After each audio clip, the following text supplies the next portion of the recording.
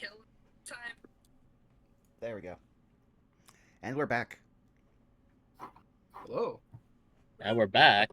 We just got here. Hello, everybody. Hopefully, everybody had a good Mother's Day. I have Indeed. Any comparative Thing. holiday. Yep, I had a pretty alright Mother's Day. I worked in the fields. Mm. Aw. I just caught my mother. It was my mother's birthday and Mother's Day. So we Oh, had a it double was- party. Wow. I was gonna It say, was- it's about to say for me too. Now that I think about it, within a couple days. Ugh. On my end, my nephew turned 1 this weekend, so my mom had a Mother's Day / birthday party for him. Aw. Very.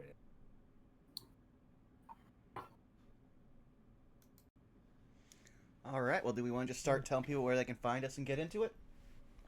Yeah, sure. Yeah. I don't see why not. All right, Milla, you go first. Hello. You can find me here. And then on other places you can find me.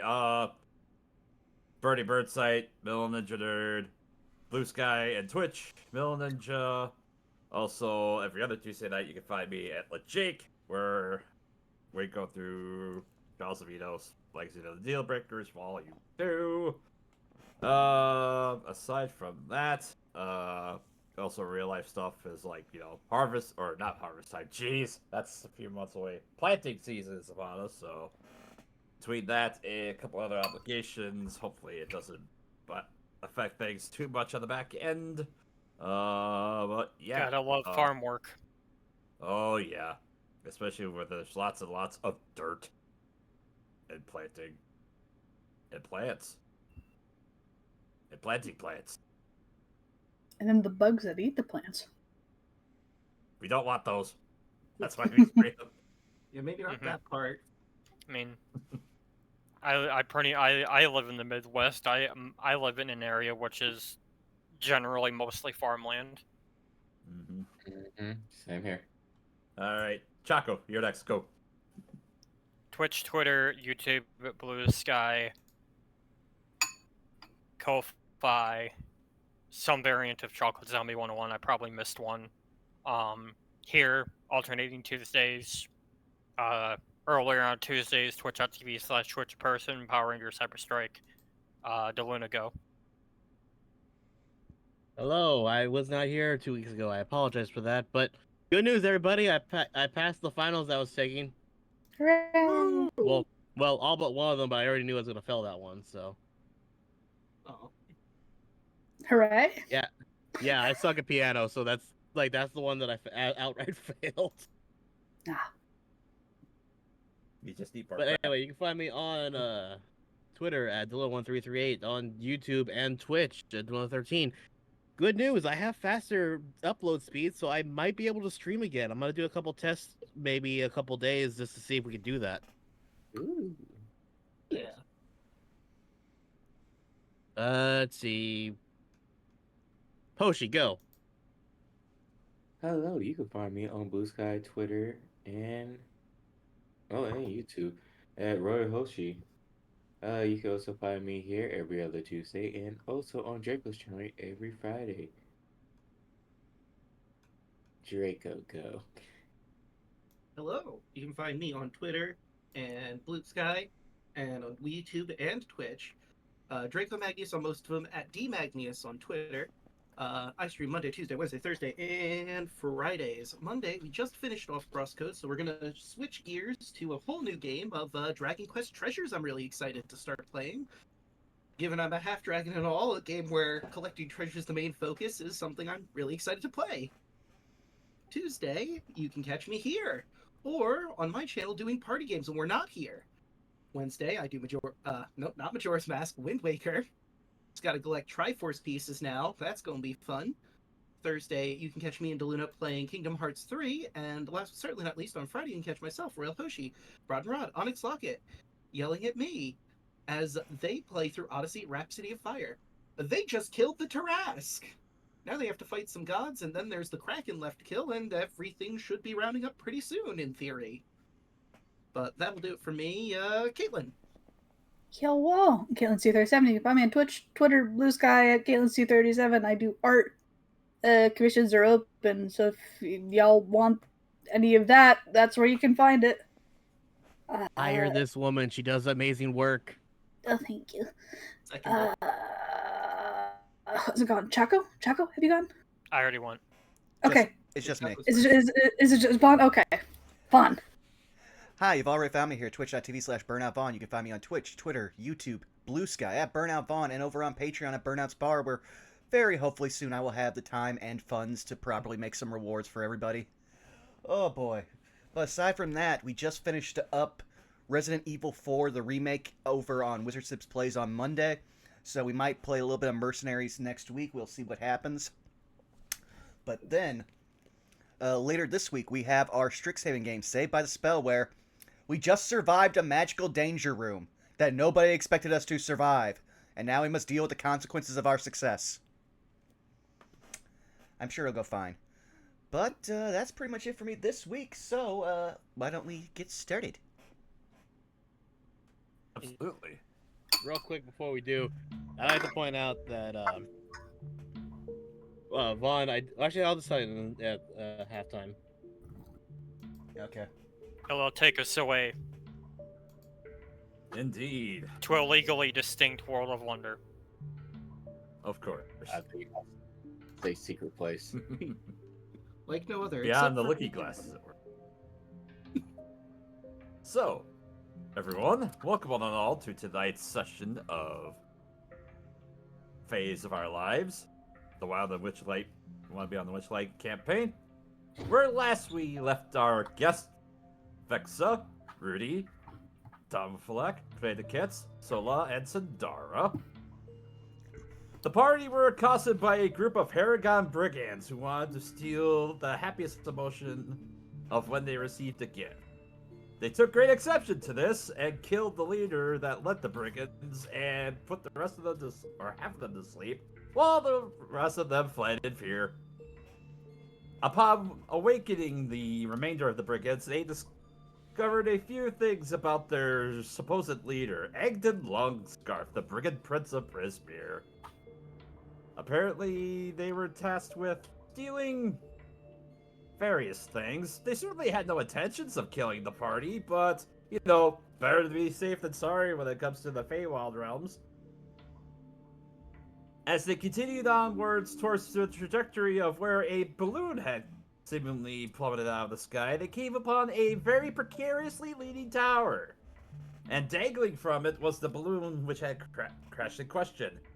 Upon knocking the basket loose, a rather peculiar individual, a Fey Dragon Knight of the Summer Court, Sir Talavar, revealed himself to the party, although it was more like it was revealed that his cage was as well.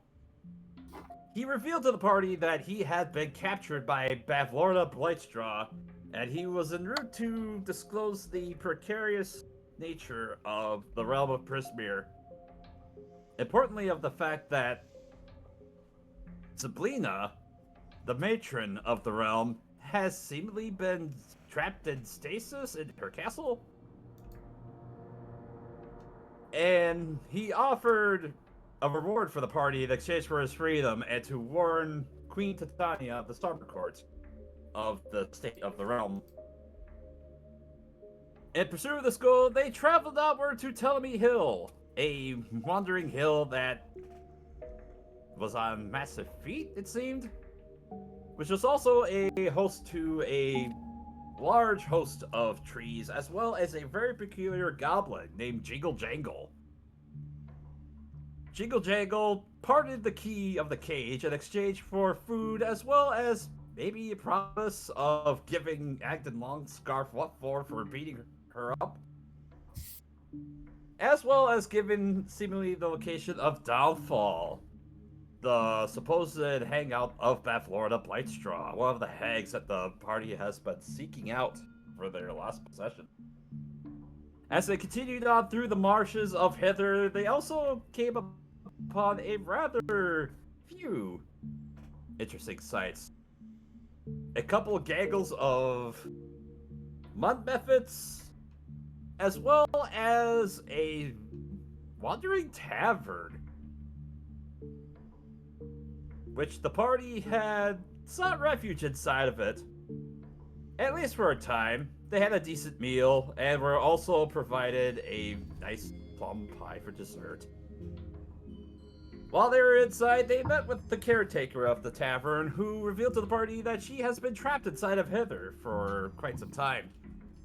And also imparted some rather insightful knowledge about some of the rules of the realm of Prismere. Mainly the three main rules of reciprocity, hospitality, and possession. After about an hour of riding in the tavern, it had stopped and lowered itself, and our party has now disembarked with a new purpose and goal and a mindset of where to go to next. What shall they encounter on their way to downfall? As sand falls through the hourglass, let us continue the adventure of Feys of our lives.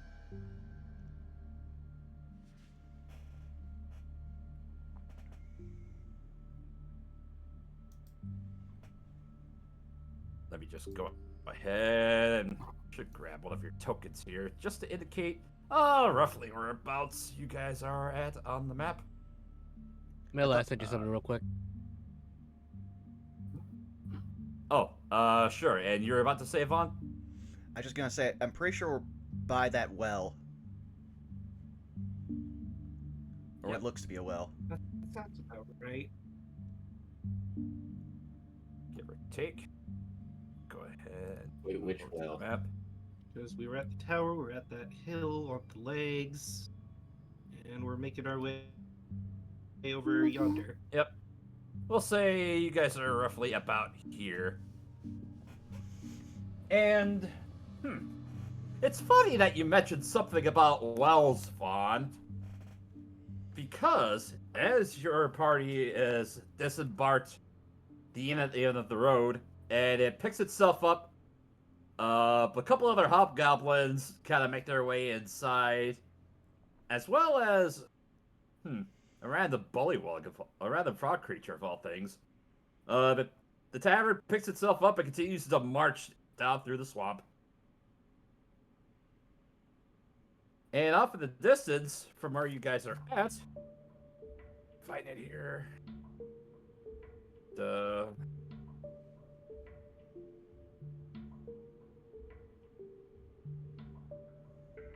You hear the sound of rushing water in the distance.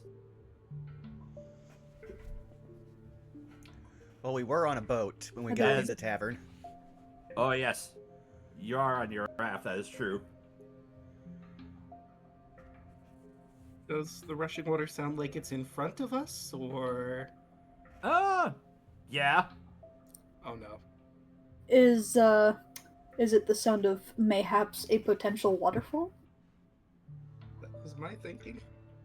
Oh, Possibly. Yeah, it does sound like very fast-moving water. Is our boat speeding up? No, it's not. Which is weird. About how Remember, this far is away basically could we all, like- deduce? Oh, I was gonna say, for comparison, you're all in basically, like, flooded marshland at this point, as the water has risen significantly since you, embarked and disembarked from the inn at the end of the road. knowing this is the Fey route, is the boat slowing down?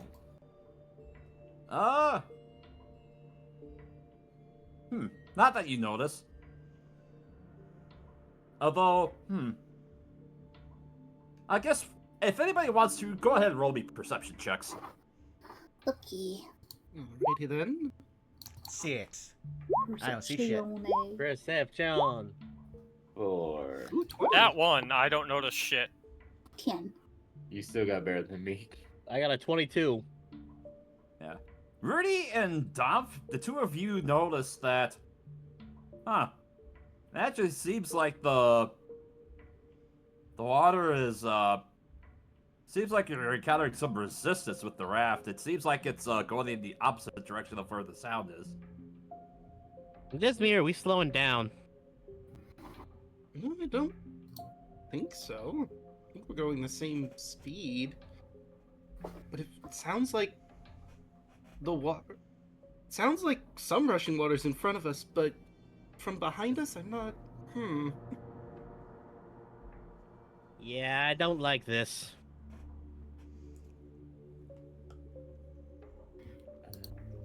How deep is the water at this point? Oh, the water's about... It's about 4 feet deep. Yeah, so that's still problematic. I was about to say, do we still see Turbo following us? Yep. Yeah, you still see Turbo as, still keeping pace. A snail's pace, as it were. Yeah.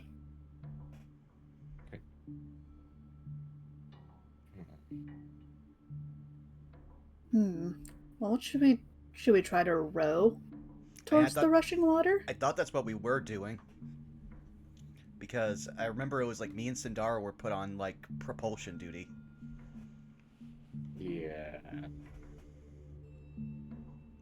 Alright, you grabbed those branches before. I guess if we... Are there more, like, potential, like, poles to try and help us push so that we might have some better propulsion?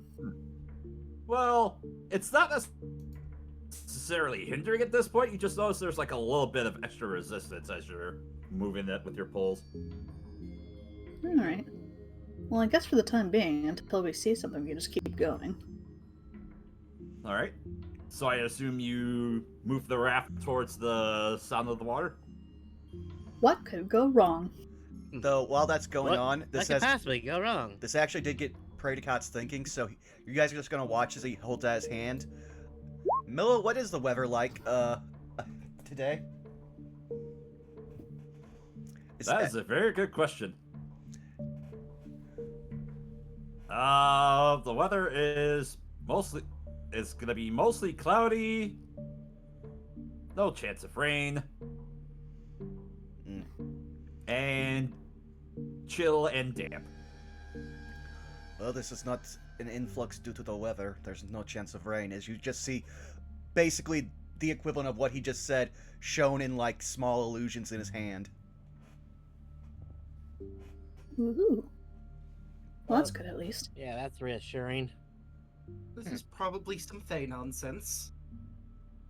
Probably. Most likely. Well, if it gets in our way, I'll kill it. Alright.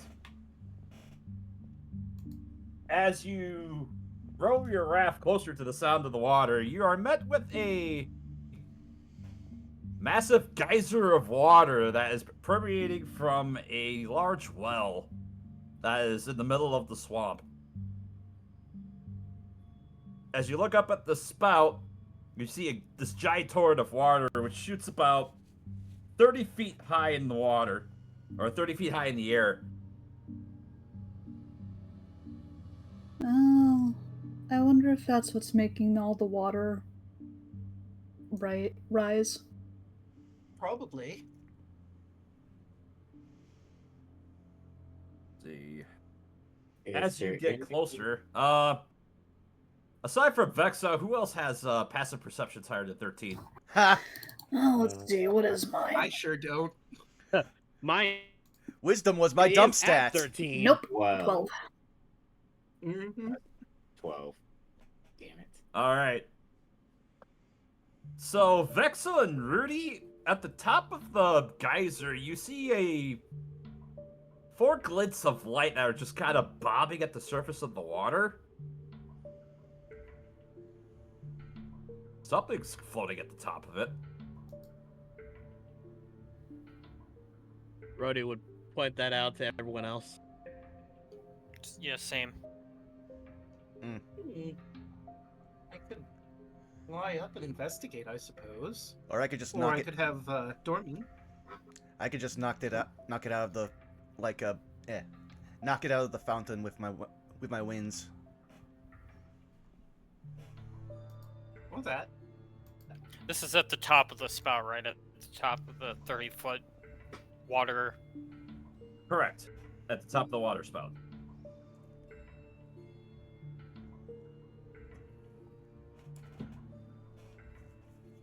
Is it bad that I want to ride up there?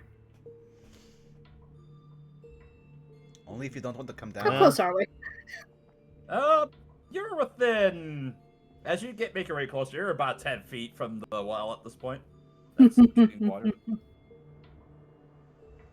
I literally So, want to pan it. as you get closer, you can kind of see, rear the effects. You see there is a large iron fingernail. Well, Something small and circular.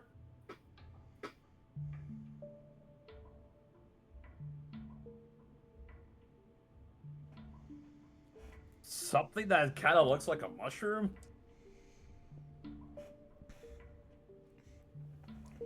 And something with a large glint to it. It's small, but it's very shiny. My only concern with the wind method is if you blow it off, it'll maybe land in the water and then it'll be hard to find. Yes, but it's... How close are we from it now? At this point, you're within 10 feet. 10 feet and it's 30 feet up. Mhm.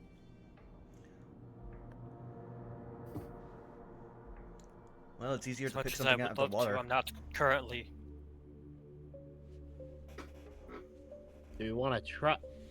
Like, I want to try. I don't know about you guys.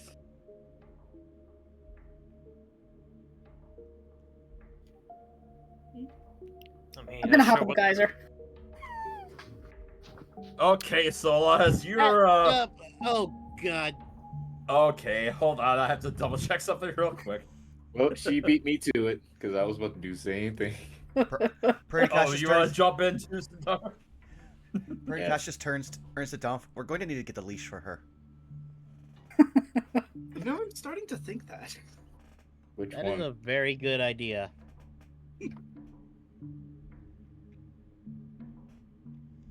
Well, I was going to say something, but initiative it is. Well, not yet.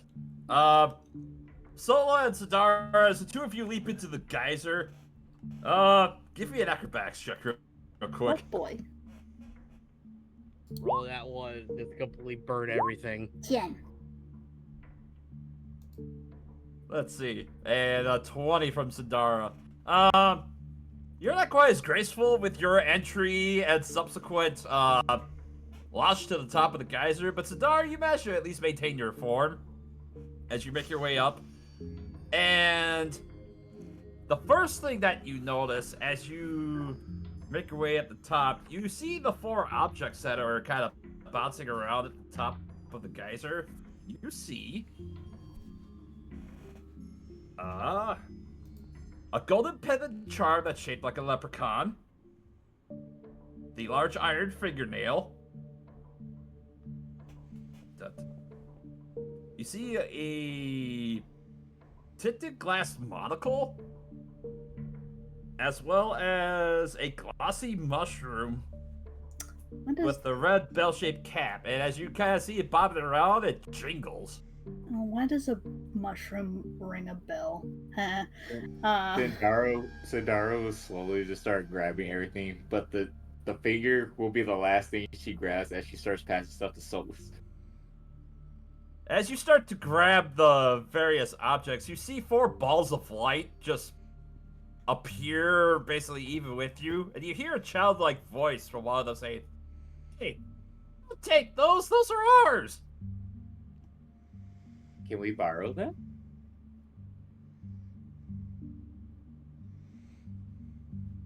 One of the balls just kind of floats to the next one. They think about it for a little bit. Or We I could could trade trade. you for. Oh, I could trade you suckers for your objects. I have a unicorn horn filled with candy. That could trade for one thing, as one of them just kind of floats over to you, Sola. I'll take the monocle. All right, you hand the horn, and one of the balls just nods at you, and you have the monocle. As you kind of look at it and look through it, it's green tinted, and everything looks green in it. So what does this do? Oh, those were just the things that we used to have from when we were alive. Your spirits? Well, yeah. We were children at one point, but when we died, we were basically bound to guard these old wells.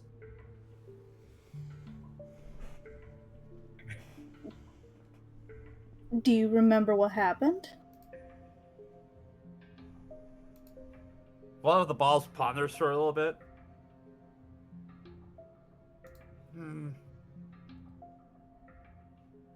The only thing I remembered was a frog-looking woman that put us here. Wait a minute, that sounds like... Wait a minute, what says? That sounds like Slackjawed Lorna. Oh, you're right, yeah. She was the one that put us here. Hey, wasn't that the hag? I think so. Yeah. Maybe. I have a question. Do any of us down here actually see the, I'm guessing, will-o-wisps up there? Oh, I was oh just yeah, about to you all ask. see the balls of light. Yeah, if anybody wants to identify or figure out what these things are, yeah, go ahead and roll, I guess, Arcana? Makes sense. 24. 18? 20. Are Yeah. those ghosts? I'm not. Those are ghosts. Specifically will-o-wisp. They hunt forests a lot. Nah, I'm fine. Yeah.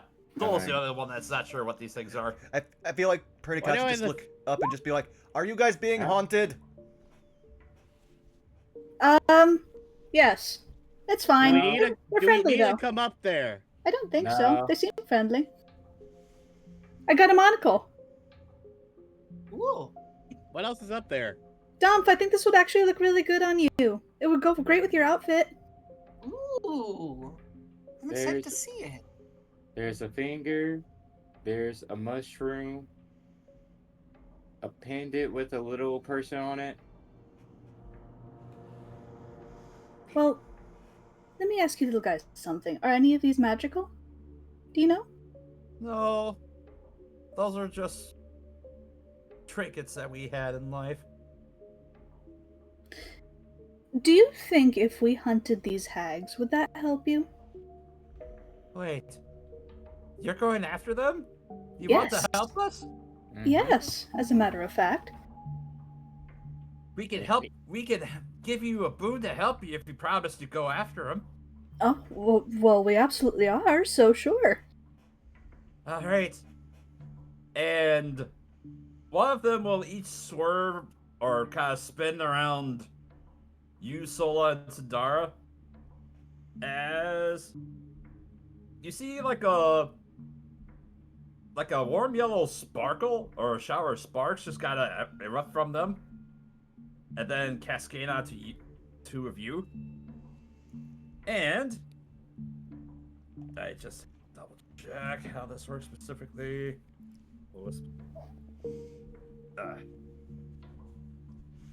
Man, it's like we never ever left Schult. Look, this I'm operating by Wix rules. Y'all are on a timer.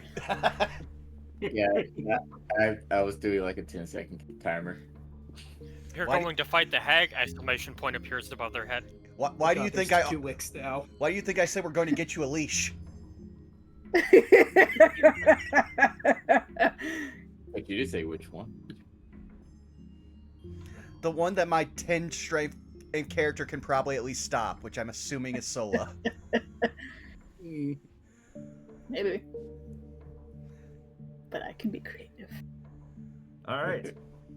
So, Sola, Sandara, you each have gained a magic boon.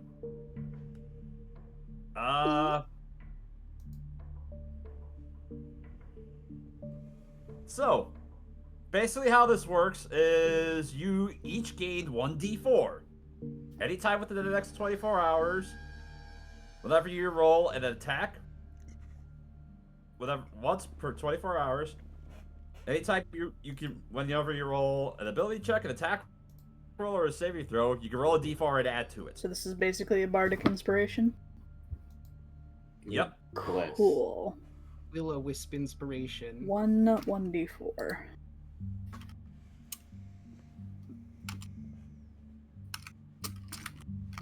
And as So a couple of 24 those. hours? Oh, I'm sorry. You said once every 24 hours? Or Yep. just one? Recharges after a long rest. So yes. The balls just kind of look at you and say, "Wait, are they your friends? Are they come to help you too?" They will, yes. Mm-hmm. Okay. And they will all flutter on down, and everyone else will be able to get a magic boon. Ooh. Oh, hello. Don't Hello, worry, good it's a friend. friendly haunting. That's okay, I guess. I mean, if it sure attacks it me, I'll kill it happens. again. You can kill a ghost again. Yes, I've killed a lot of little wisps. They haunt forests.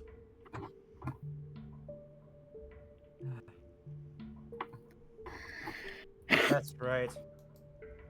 We're forced to watch over these old wells. Bavlorna uses them to flood the plain of Hither in order to make it her swamp. So that's what's happening. I mean, is it really a swamp if there's no land here? Seems more like a lake or an ocean now. Well, after a while, the water just kind of flows back into the old wells. And then when the water flows back into them, they just deluge everything again. Oh. Gotcha. It's a cycle thing. Right. Vezka looks annoyed. Is there any more of you at any of your other wells? Well, there's probably more of us that are guarding more of the wells if you're all across them. Do they all have cool stuff like you guys do? Maybe. You have to ask them nicely, though. Pissing off a ghost doesn't seem like a good thing for me. I already annoyed a hex blade, so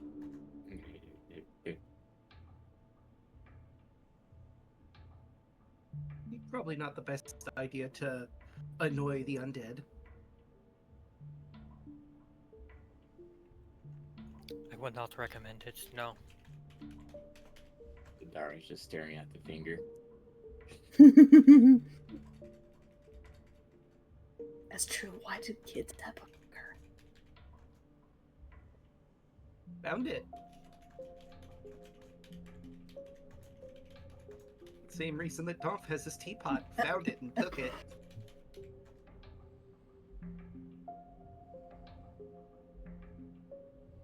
Well, best of luck in dealing with Bavlorna. You And too. thank you. How do we get down? How high's the well? 30 feet. You're kind of splashing around 30 feet at this point. Do you need us to pick you up? Could you dump? Or any of Alright. you, really, but I know you can fly at least. Dump will activate the Charm of the Monarch to get his butterfly wings and begin transporting them down. Well, that was a nice little adventure. That reminds me, you're just gonna watch Predacats pull off the butterfly wings that we've all been wearing since the carnival and just throw them in the water. Oh yeah, we never took those off, huh? Yeah, I was looking at my sheet and I just was like, butterfly wings, what? Oh, yeah.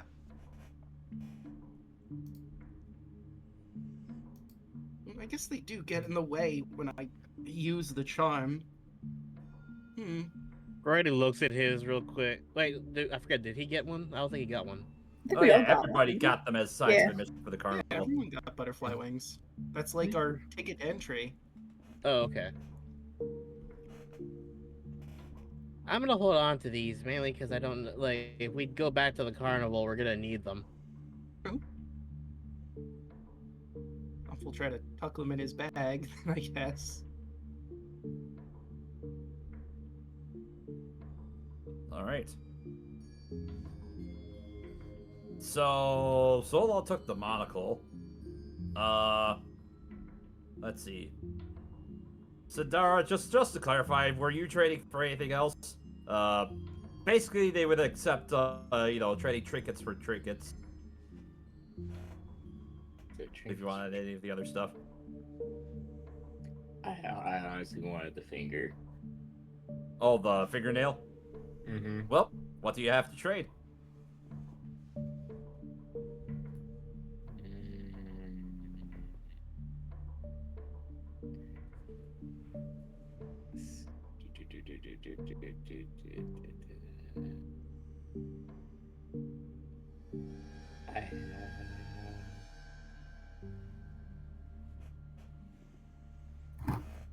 I have an extra hand axe.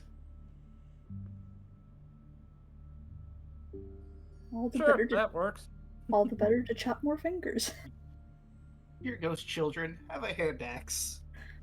You can't hurt yourself anymore, because, ghosts. No, they still can feel pain. Well, never mind. Or I could just start offering up suckers.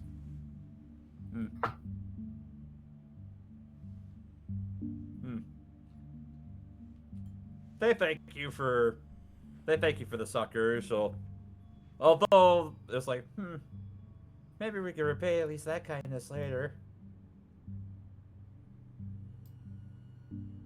Well, actually, consider that we're even for the boons that you gave us. That works. Or for the boons we gave you. That's what they meant to say. Never mind.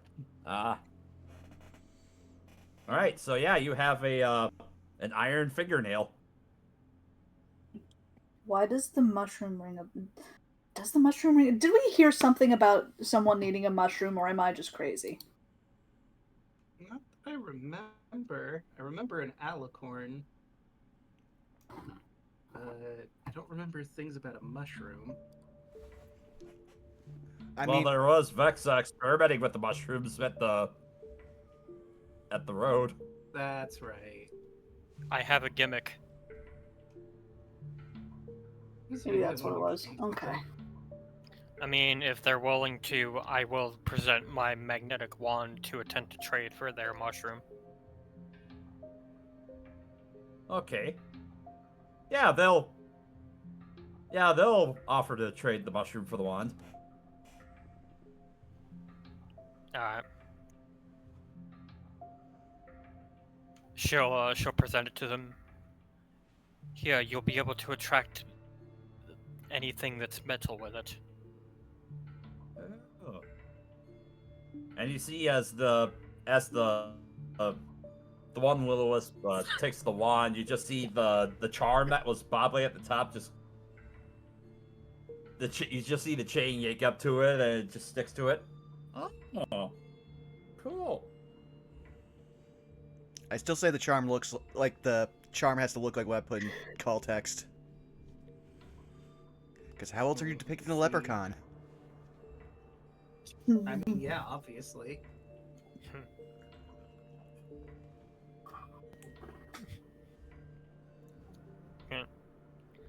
And assuming they send down the mushroom, she will take it. And you said it like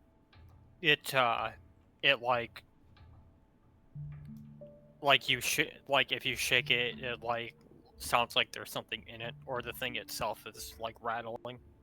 It jingles when it Hmm. shakes. Does there appear to be any way to open it or any type of hole? No, oddly enough. It's got a glossy varnish to it as you look at it. Interesting. She'll put it away. I'll deal with this later. All right. As you depart the Orwell and continue on your way,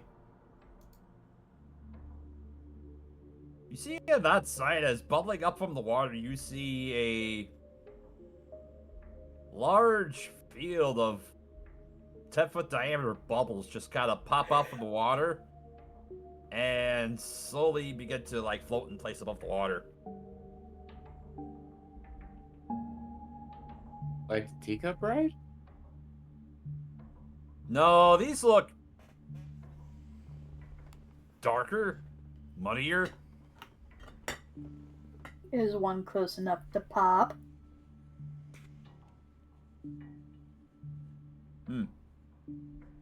As you go to get closer to it, it smells like old cheese.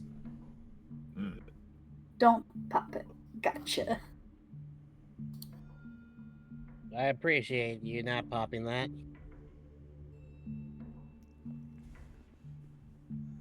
All right. If you guys want to make your way around and avoid all the bubbles in this field, give me a survival check. Oh boy. Can I give us all advantage if I just keep using Dust Devil to clear the path of this because it covers 10 feet? Would that pop the bubbles? Here, I'll put the text in chat. Do 16. Yeah, sure. Yeah, it'll be with advantage to make it around since okay. Oh, Predicates is using the dust level. then I have a 22. I also have a 22. I still have a 16, which I'm happy about because I had a natural one on the other side. 15. 19. 15. All right. As you make your way through the field, you, along with the dust devil, just blowing the bubbles out of the way as they daintily dance across. Yeah, you managed to make your way through this field.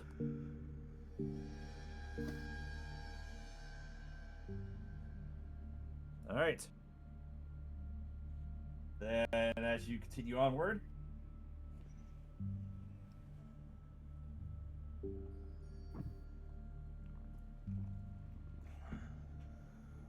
It seems like you come across another Olwell.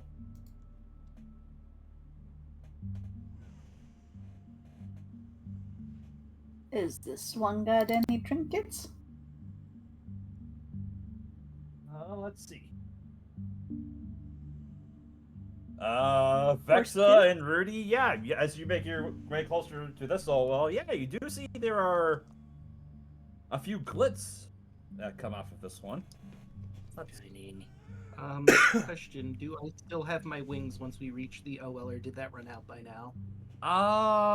Let's see. I think they last an hour. Yeah. I'd say you'll still have them up for this. All right. I could take a quick look-see up there. All right. See if there's any more Oh, ghosts by that the want to way. See if there's any more ghosts that want to give us blessings.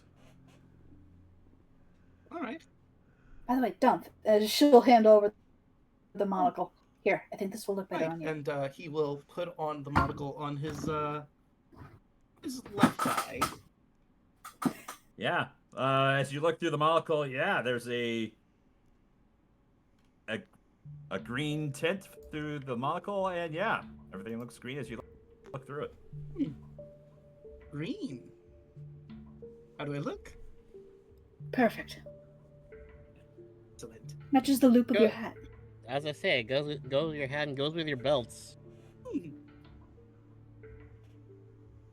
Well, as you make your sorry, go ahead. as you make your exchanges and float your way up to the top of the pool, you see a letter kind of bouncing about with looks like a leather stamp on it, or a wax stamp. Hmm. You see a candlestick. With a candle in it.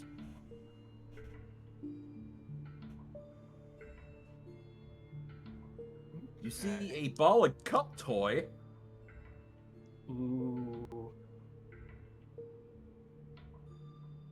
And you see a cookie cutter that's shaped like a unicorn. I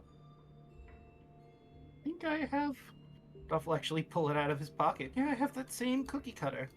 Neat. Wait, what? You have this? That's not just neat. That's very, very coincidental. I mean, I'm sure it's completely coincidental. Like, there's not one of a single cookie cutter. But, Yeah, I mean you're right, but at the same time, we're in the Feywild. Don't trust anything here. Are there true. more little ghosts up there? Do I see any ghosts? Currently you do not. Not Yeah. at the moment. We did have to touch yeah. something when they appeared the last time. Mm-hmm. Let's see. What do I want to touch? The letter. There's a ball in a cup. I'm just gonna reach out for the ball in a cup. Hey! Who tells you can touch that? As you see four balls just. You see more will-o-wisps kind of flickering about. Those aren't yours. Sorry, I didn't know how else to get you all to show up. I wanted to trade. Really? You want to Yeah. trade for those? Yeah, I mean, I've got some stuff. My friends also have some things down there. Oh, also, you all don't like that, Avlorna hag lady, right? What about it? Well, we want to beat her up. Probably kill her. Really? Well. That's funny you mentioned that, huh? You must have met some other will-o-wisps, huh? Because it looks like you already got a boon for you. Oh, yeah. Still, though, figured we'd trade. Didn't know if these things could, like, compound or anything.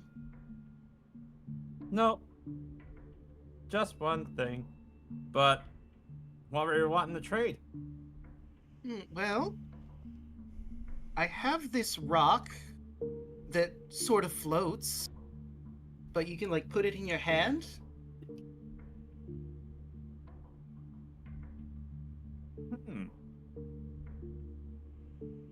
Alright, well. Go ahead and, trade for whatever you want for that, I suppose. Right? Dom will shout down to the others. I'd like the ball in the cup, but there's also a letter here. That could be interesting. Would it even still Which be one should I readable? grab? I mean, That is a it's good point. sealed. Well, as you get a closer look at it, in Sylvan, as it says, RSVP. Oh. It's an invitation to some sort of fairy party. Oh, that's probably important. Yeah, I'll grab Hmm. that. Alright. So you offer your stone in exchange for the invitation? Mm-hmm. Alright.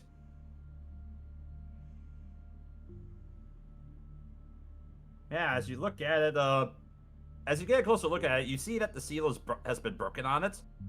Aww. As you look inside, it's Sylvan. It says, this is an invitation for a party at the summer court. Ooh. Well, that's definitely important.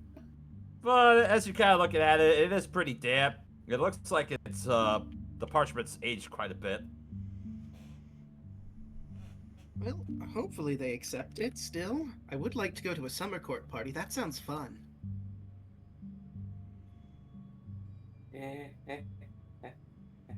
Yeah, but Deluna, Draco, Hoshi, and I are all just like, yeah, that sounds fun. Yeah, very nothing bad could happen from this. Nothing at all. And Milla, I almost forgot you too. You were part of that. Listen, Titania's a very lovely lady. Mhm. And Oberon. I only have good feelings. Well, Sindara grew up around them, though. well, I do technically serve Oberon's daughter. Yeah. Say hi to your patron's dad. Rip Watcher. Mm-hmm. Nereadel's dead. Long live Nereadel. Anyways, back in this universe. So, would anybody like to trade for anything else that these will-o-wisps have? I think that's it. Okay. I'd also like that ball in a cup, but I don't have much else to trade that I'd want to get rid of. I mean, they already have the cookie cutter shaped like a unicorn. Probably don't want a second one. I mean, you never know. They can make it in batch. True. Maybe. Any interest in a second cookie cutter shaped like a unicorn? Sure, I suppose. Heck yeah. And he will All take right. the ball in a cup. All right. You have a ball in the cup. In exchange for your cookie cutter. And if no one else wants anything, Dumph will fly back down and begin playing with the ball in a cup. Okay. Go ahead and give me an acrobatics, or give me a dexterity check or acrobatics if you're proficient. Alright, let's see. Acrobatics I am not, so I'll just do a flat dex. 7. You try to get the cup into the, or the ball into the cup. Huh. No luck. Dang. Maybe this... No. Almost got it. Dang. I'll get it eventually. I believe. I'll try again. Sure. You can give me another. Ooh, natural 20. Yeah. Right as you say that again, eventually, and the ball sails into the air and it lands into the cup. And you hear from the toy her like a small little toy bugle playing. Dumph has this smug grin on his face. Knew I was going to get it that time. If anyone wants to roll insight on him, we can. Roll a what? Insight. After he said, no, I knew I was going to get it that time, for sure.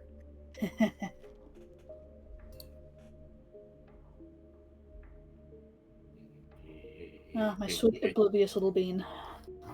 Well, Cinder, he absolutely did not. That was pure dumb luck. You just see the sucker, her mouth goes to the side of her face, of her mouth, and she just got a big cheeky grin on her face as she stares at you. Yes, I'm just that good at ball in a cup. Does anyone else want to try? Ooh, ooh, ooh. Yes. Solo is first, so he will hand it off to you. Alright. Dexterity check. Oh boy. It's the simple things in life. 14. Takes you a few tries, but eventually you do manage to get it, and you hear the little bugle play out. Ah, that's satisfying. She'll hand it off. Sindara grabs it. You said we're proficient in acrobatics, we can roll that. Sure.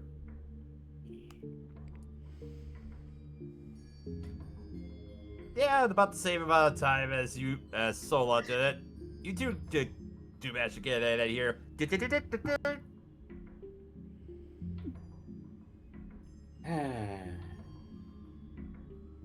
Hands it back off. And he will take that, put it in his bag for the time being, to be played with later. All right. And I assume, does anybody else want to trade for anything, or do you want to press on? Let's I'm keep good. going for now. Keep swimming. All right. Sorry about that. I gotta stop yawning. Really. As you continue on, a foggy marsh stretches out before you. Rickety causeways made of wooden planks form a wide web-like structure above the bog. 300 feet away, many of these causeways converge on an enormous, ivy-covered tree stump that rises a good 10 feet above the 20-foot high fog bank that enshrouds it.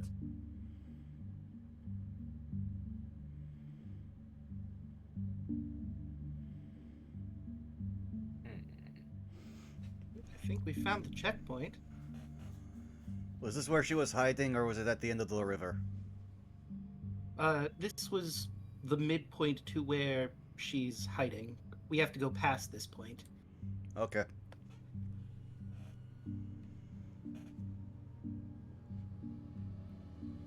Maybe we just leave the boat here for now and walk. I mean, the river seems to go on Makes for a sense while. to me. Is there any way we could just go around all these causeways to where we need to go, or does it look like we're gonna have to start beating feet on the causeways?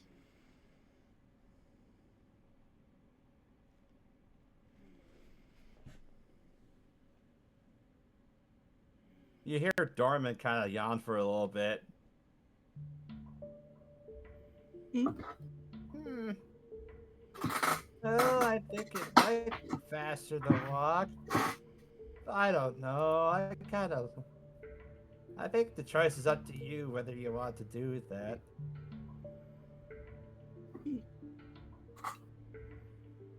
Well, if it's faster, we should probably walk. Although I suppose we aren't technically in a rush, but it's always better to go faster. You just kind of look as you see Turbo, who's still been following you this whole time, just kind of looks at you and says, "Oh, I can't climb on that."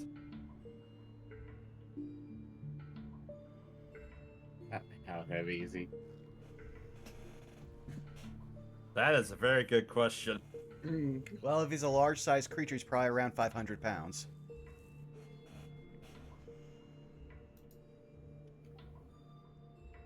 I just have this image in my head of Syndra carrying Turbo like a cat that doesn't really want to be carried.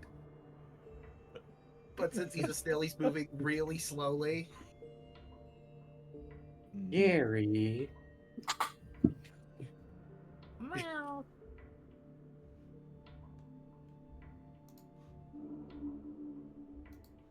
Yeah. Yeah, as you kind of look at Turbo, he's definitely too heavy for you to carry.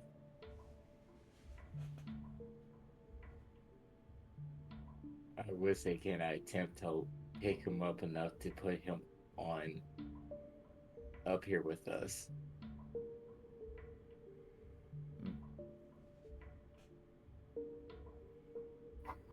It'd probably be nice. I mean, I'd say could we work together, but me with my +0 in strength is not going to be very helpful in pushing the snail. I told +0, I have a -1. I told her that's her emergency food. It's her job to kill it. He's side-eyes you. He has a look of complete indifference.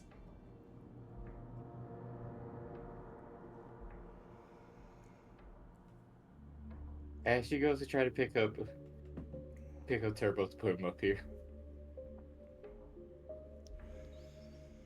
All right. You know what?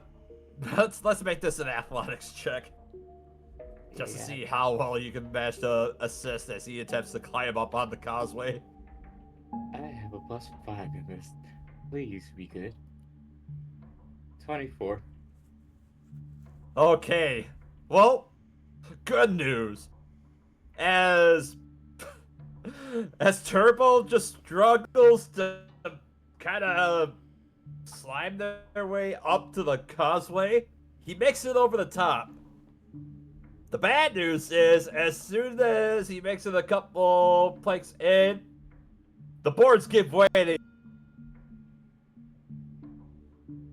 Uh-oh. He might be a bit heavy for the causeway. No offense. I'll say, looking at Turbo.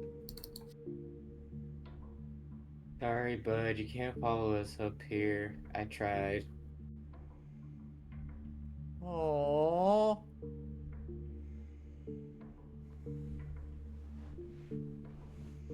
Do you know how to get to the hag's house from here?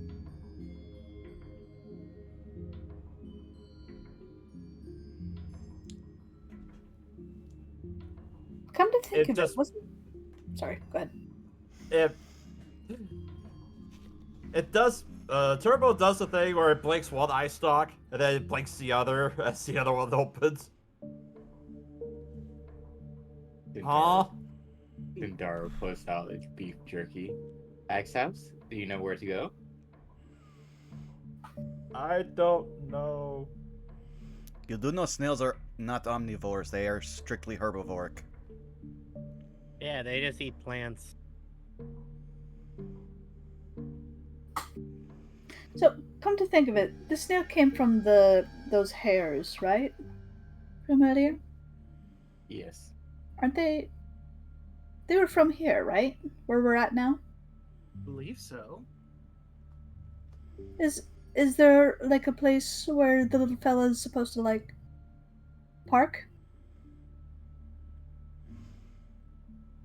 Around here? Might be like a staple or something.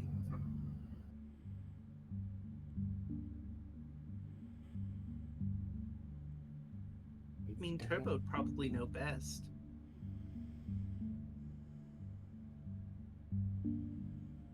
Ask him if there's a stable around here. Or any of his friends.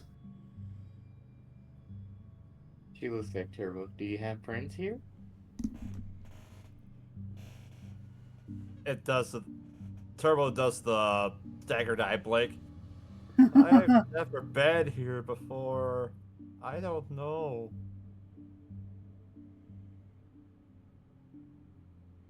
He said he's never been here before. Oh. Well, this seems No. like pointless, so I'm going to start walking.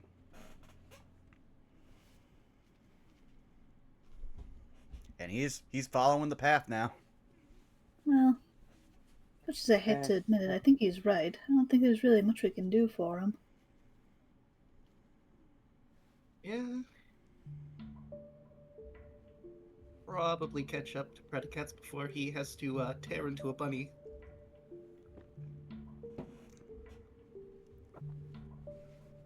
Dara looks at everybody, looks back to Turbo, and tells him, try to follow as best as you can, okay? If you can't keep up, just turn around and go home, okay? And she gets up and starts catching up with everybody.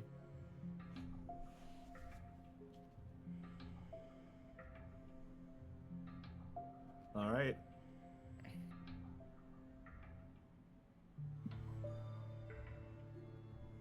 It's that famous scene where the person's yelling at the horse to leave. I stay. You Oh go. god, No no. following. I'm gonna meme across 2 different fucking campaigns. Wait, what? In our last thing, we had we had to recover a spell guardian or whatever, and we made it was a good part of the team of killing a lot of giant alligators, but then it was finally, You go, I stay. Yeah. We had to Yeah. give him to the guy who hired us to get him. But it was okay. We got Vorn Jr. It was good. True.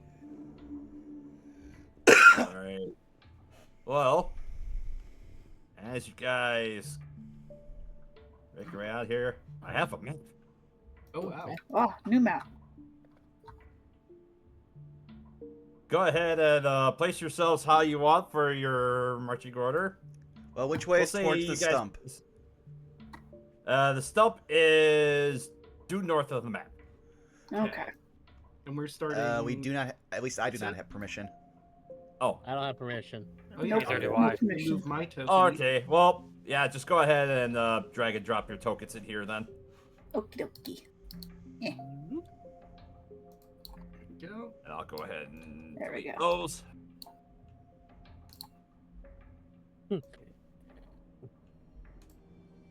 Yeah, these causeways are about 10 feet wide. And they're about 10 feet up as you make your way around the swamp. All right. Well, there's Pretty There's Kosh two just holes. walking away from everyone towards Yeah. the stump. Where is he? Because I imagine we'd be behind him. Oh yeah. Yeah, I don't see your token. Come I mean, I'm. Because he just on. he Here. says Oh, I see. bolting. He's over there. All right. Go ahead. Oh, place there it is. yourselves- Okay. Go ahead and place yourselves where you want. Right there. Yep. I guess I'll Yes. go there. Sindar will be in the back.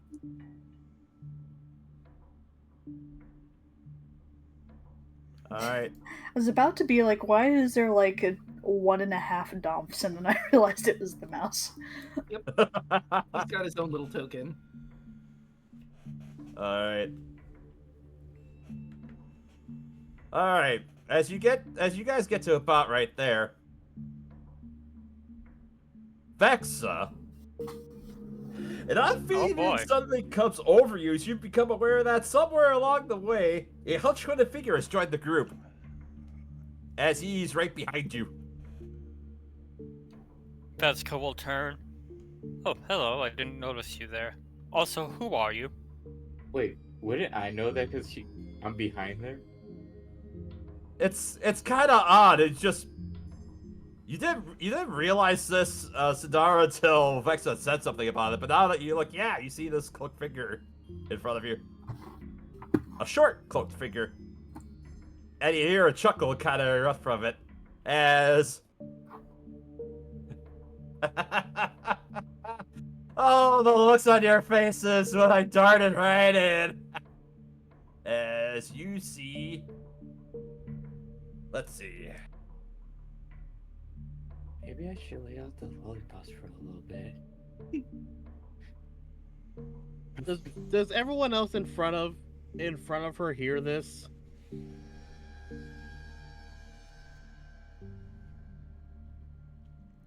Oh yeah, you all hear this out of this. Oh, where is it? Why can I not find your handouts? Do you not have a handout? No, nothing's popped up yet. Oh yeah, I'm just looking. Ah.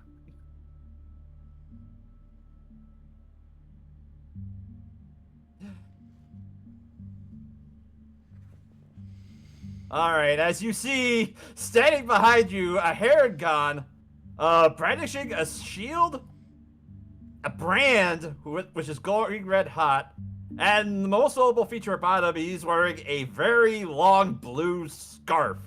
Oh, it's the one they told us about. Oh, Uh, you must be the leader.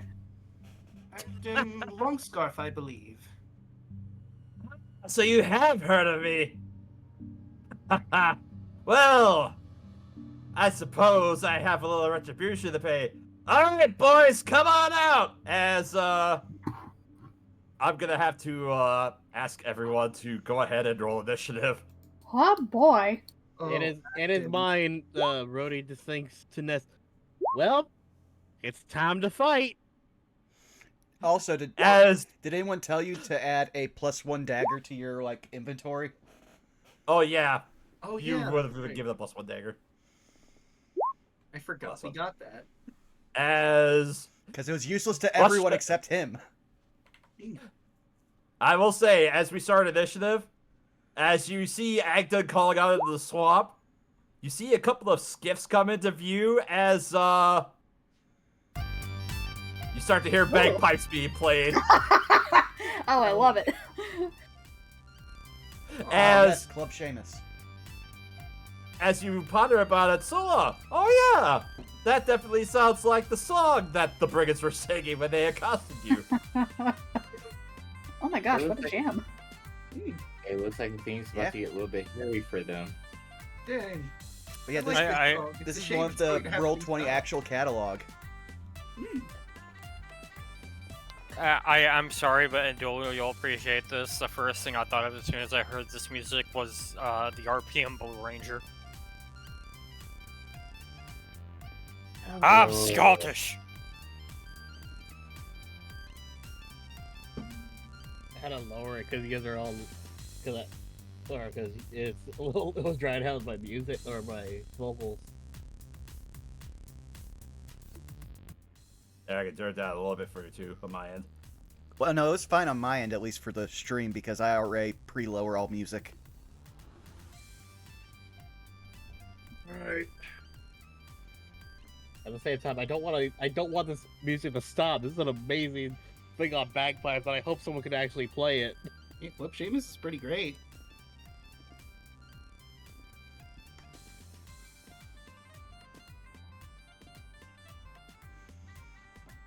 Let's see. Ooh, Acton rolled a soft 20 for his initiative. He has The a irony plus is the 5. person- The irony is the person who would actually want retribution from is the farthest away from him. Yeah. Mm-hmm. Alright, and then Is next up for the Haregons. And the other dangerous one is next to him.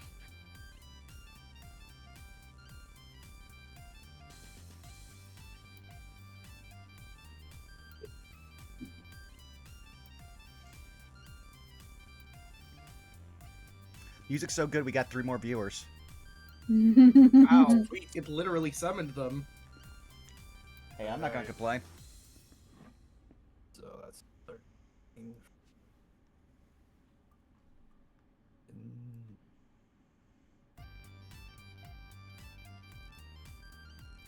Do you want to take a break while you're setting up this combat, just to make things easy? Yeah, sure. Yeah, Oh, that makes sense. Alright. Also, hey chat, welcome! This is only the second time we've had combat in this entire, campaign, so I'm excited.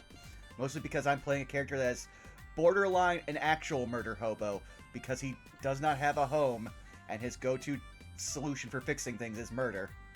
By design. They made him this way. By the way, Vaughn, I hope you got a kick out of me the other day when you posted the what would you do with this OC, and you posted your boy, and I'm like, stay the hell away from him. Yeah, I think I mentioned during the last campaign, his original plan before he got romantically involved with the Princess of Cholt and became a single... Well, actually, no, after he became a single dad, this became the plan, was he would connect a teleportation circle to Cholt to a portion of land he would buy to tend and dedicate to farming in the name of Shanti. But in the entire road from the teleportation circle to the property, there would just be lines of, Xeno, go away. Xeno, if you are reading this, you are past the point of no return. If you keep coming, I will not be held responsible. If you pass this sign, I will kill you on sight. Yeah, I'm like above game. Me and you are friends. Yeah. In character, our guys hate each other. Yes! Don't break right. 100% accurate. Don't And break I'm like, okay, I'm gonna respond in character. Zeno, stay the 7 hells away from you. Yeah. Respect the sign. He I think remembers every time you set a fireball on him, which was 3. I think I'm gonna say, like, if I make an appearance in the next campaign with Draco's Friday game as Zeno, if I don't see him ever again, it'll be too soon.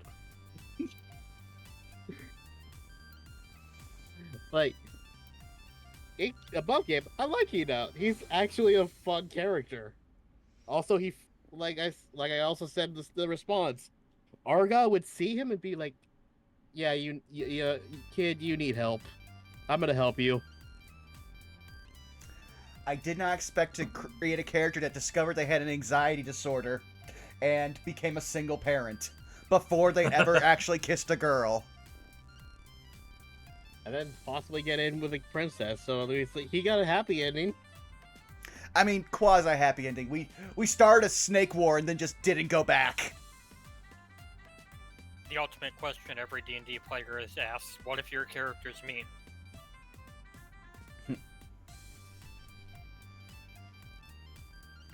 Most of my characters would not know how to interact with the rest of them. And I feel like Enoch would then, again, become the guy who has to herd sheep. Oh, I've cursed that child.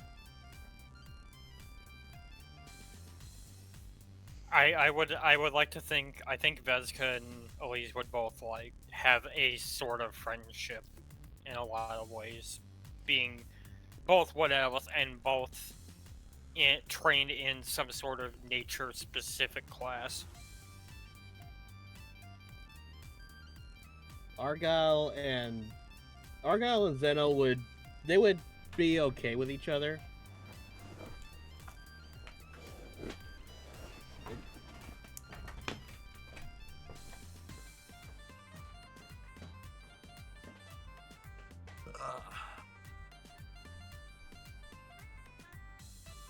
All right. Well, let's see. I guess since I've got the initiative stuff done, I'm gonna just go grab a drink quick before we start combat. Also, I added the +1 dagger. So now the cool thing is now I have something I can trade. I can trade the next ghost another dagger that I had. I have returned.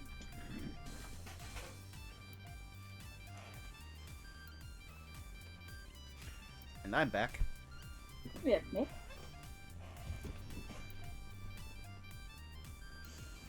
These guys really, they should have just quit while they were ahead, unless their boss is very strong. Well, I guess I'm about to find out. Well, all I'm gonna say is if he touches Vezka, it's not gonna go well for him. I mean, apparently the only thing this guy's got going for him is he is insanely fast, so I'm not sure that qualifies to being able to hit him. I will hit him. Wow, everyone goes before prayer to Kots. This is actually very good for them. No.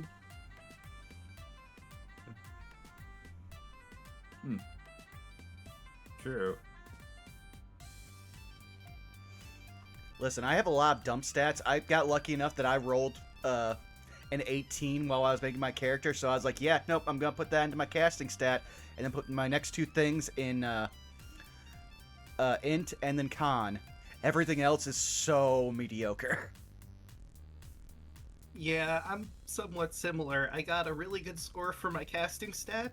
I put my constitution at a decent point, and then everything else is a 0 or a 1. Yeah, and I also already have mapped out, so we know we're only getting to about, like, level 10 maybe for the module. So I'm just like, my next two level ups, I'm not putting anything into anything, I'm taking feats. Mm-hmm. Mostly because I really want to use some of the big B feats. I'm probably going to do the stat buffs for the first one, because I'm 1 point away from the next point for wisdom and charisma. So I figure I'll at least even those out, and then I'll get a feat on the next one. Yeah, I'm also ASIing. I mean, I put 1 point into Dex, 1 point into Wisdom, and then they're both the next level. You know, we leveled up at one point. We are level 3 right now, right? Yes. Yes. Correct. Okay. But level 3 is pretty much meh. It's gives you a subclass if you didn't already have one, and possibly a cantrip. No proficiency bonus or anything else. True. Yeah. Yeah, it's the same because in my other game, we started at level 3 and went to level 4, and it's the exact same. But we have a person who's this is their first time playing D&D, so we're like, you literally don't have to do anything on your sheet, so you are spared having to learn something new. True. I mean, the only real thing that happens is you get more health. And that's fixed with a button. Very true. All right. Is everybody good to start combat? Yeah. Yeah, let's go. Yep. Important question for the party. Who has the gourd with the golden stopper on it? Was it Sola? That was me. Mm-hmm. Okay. And if word got back to him, I'm the only one who killed anyone, so if he's on sighting anyone, it's me. Yeah. You see, as Agden's going to jump onto the railing, as a bonus action, he can do this.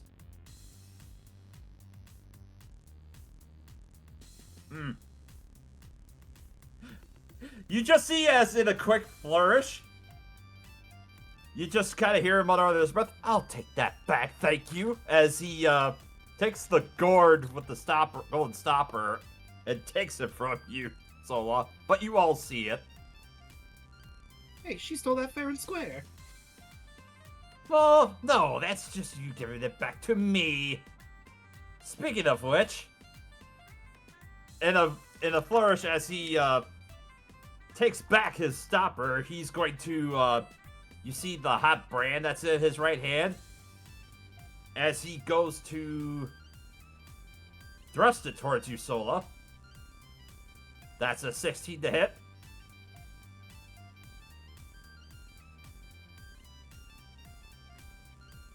Sola? Oh. I think we lost Caitlin. Oh no. Dadgummit. Okay, so that wasn't just me, right? Like, Okay. Nobody. Okay, wait. I don't get a roll against him just taking my things. Nope. You can roll a perception check to see if you see it. Because he did roll a natural 1, but Well, I got. oh yeah, you noticed that. Yeah, he pilfered the gourd back. Okay, and yes, a 16 hits. All right, so you take 11 points of fire damage, Bang. and it's weird. As you look up and you see, the first thing you notice is that it leaves a nasty-looking brand on your arm. And as you look up and you look at Agden, he's gone. You can't see him. Oh, good. Everyone else can see him, but you specifically cannot. And as a second attack, he's going to take the iron and he's going to attempt to thrust it at you, Vexa. That's a 24 to hit That hits. for 13 fire damage. And, yeah, Ow. as he takes the brand and he stabs your hand, and, yeah, you can no longer see him. Let's see, so that was 5. He's gonna, attempt to move away on the rails. Dara, you can get an attack of opportunity. As well as Veska. and Duff, if you wish. Oh, yeah, I can't see him. Sure.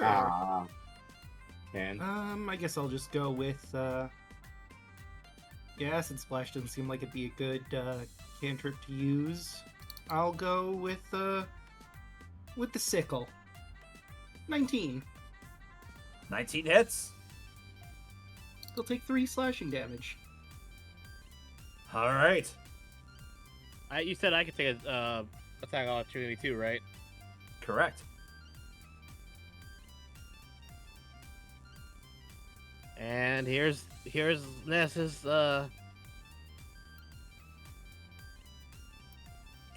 15. 15 misses as he narrowly dodges out of the way, but just gets next by Duff's sickle.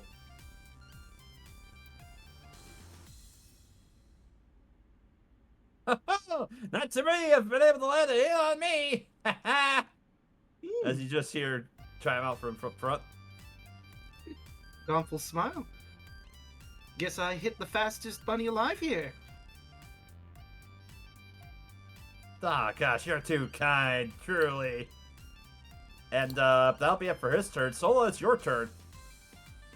It's very annoying that I can't see him. I don't like it.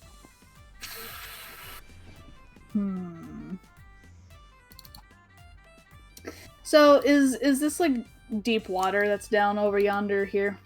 Yep, deep brackish water. As you look down, and yeah, you see a trio or a Quintet. boatload of Haregons as they brandish their clubs, and you see one of them has a other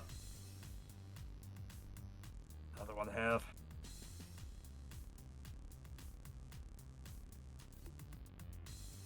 You see one of them has a crossbow. Oh, well, aren't you just a little problem? I don't think I want that.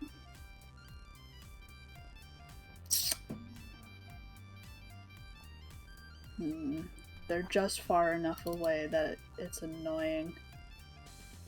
And I don't want to be the only one that's over there.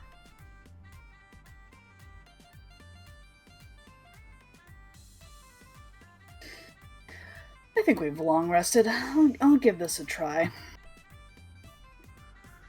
And hope that it works in our favor. Yeah, sleep. Leap. You managed to put one of the Haregons asleep. Is it the one with the crossbow?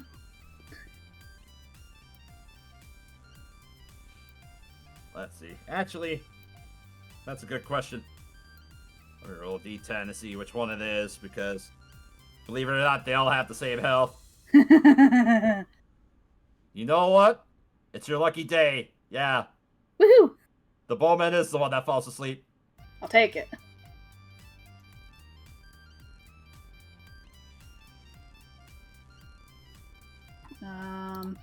Okay, so that was my action. And as a bonus... Oh... Who is the other person who is also branded? Veska. Yeah, that'd be me. Okay. Who's next? You know what? Sindara, you're gonna get a bardic inspiration. So you get a D6. Okay. I just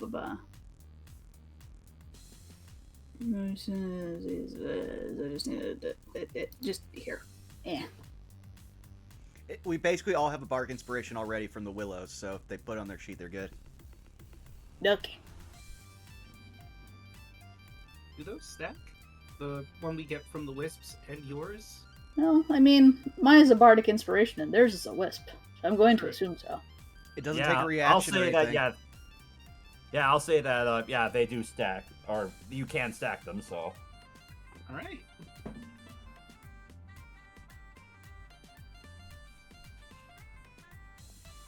All right. That's Let's my see. turn. All right, Sadara, what do you do?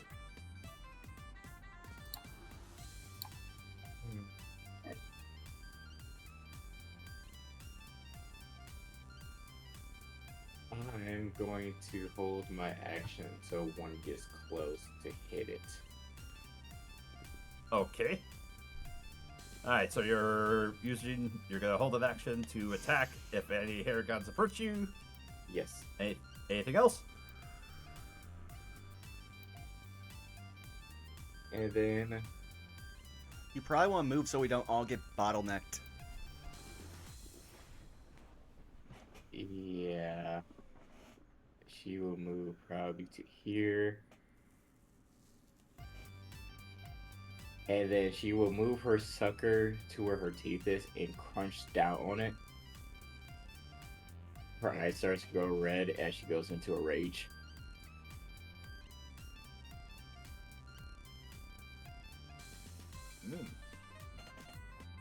All right, and I assume that's it for your turn. Mm-hmm. All right, Rudy, you're next. As you see in the flash, as Agdon runs alongside you, and you see the scarf just like a bolt of lightning just staying in place right behind him. Can I grab it out of the air real quick, like a free action? You could use an action to attempt to grab it.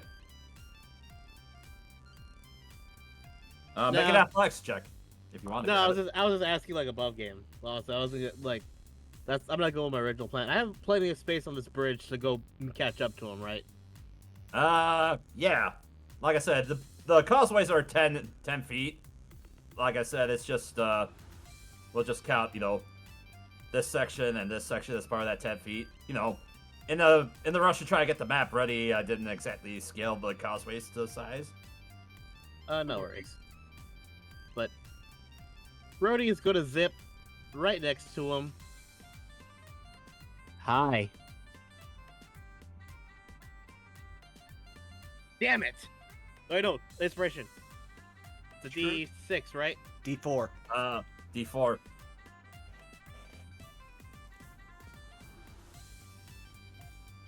16. That still misses, unfortunately. As he kind of does the thing where he just kind of flexes to dodge it out of the way. Oh, nice try, but not good enough. And then he comes right back. As he goes to move out of the way, he's actually going to go ahead and thrust at you with his brand. Does a 13 hit? A 13 does not hit. I'm a 14.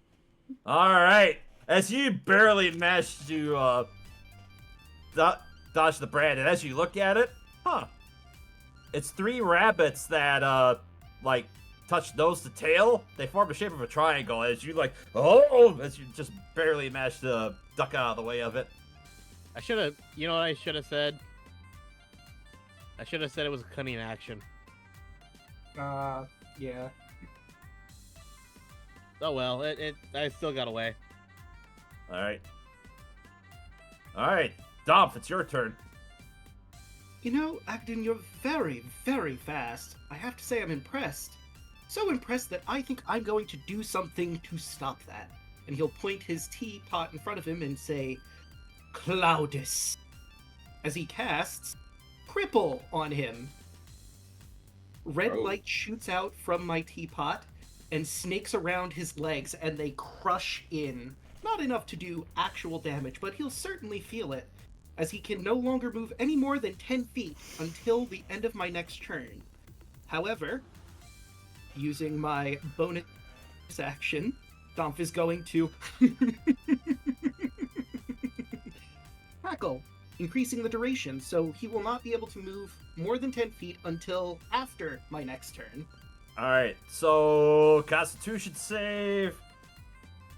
It's That's 10 8. feet or half his move speed. Yep. Half his Oh, move so it's speed if it's lower than 10. Yeah, but it's a Constitution save for the effect. It is. And he rolled an 18, so he passes. Ah, dang it. Well, then the bonus action wouldn't really make sense because I don't have that, so I'll take back my cackle. And I'll use my bonus action instead to, Dorma, would you mind just, dealing with that? And I'm gonna have him fly up and try to bite in to, our fine Haregon friend. I think a 21 will hit. Yes, it be will. wrong. So he's going to take 2 piercing damage. He needs to make another con save, or he's going to be poisoned. Okay. Let's see. DC 10 con save. That's a failure. He's poisoned. All right. Did he fail by 5 or more? Let's see. He rolled a 7, so no. Okay. So he is poisoned for a minute. And, let's see. I think the secondary effect mentioned here is only if he fails it by 5. Poisoned for 5 or 1d10 minutes and unconscious while poisoned in this way. So I don't think the unconscious part happens unless he fails spectacularly.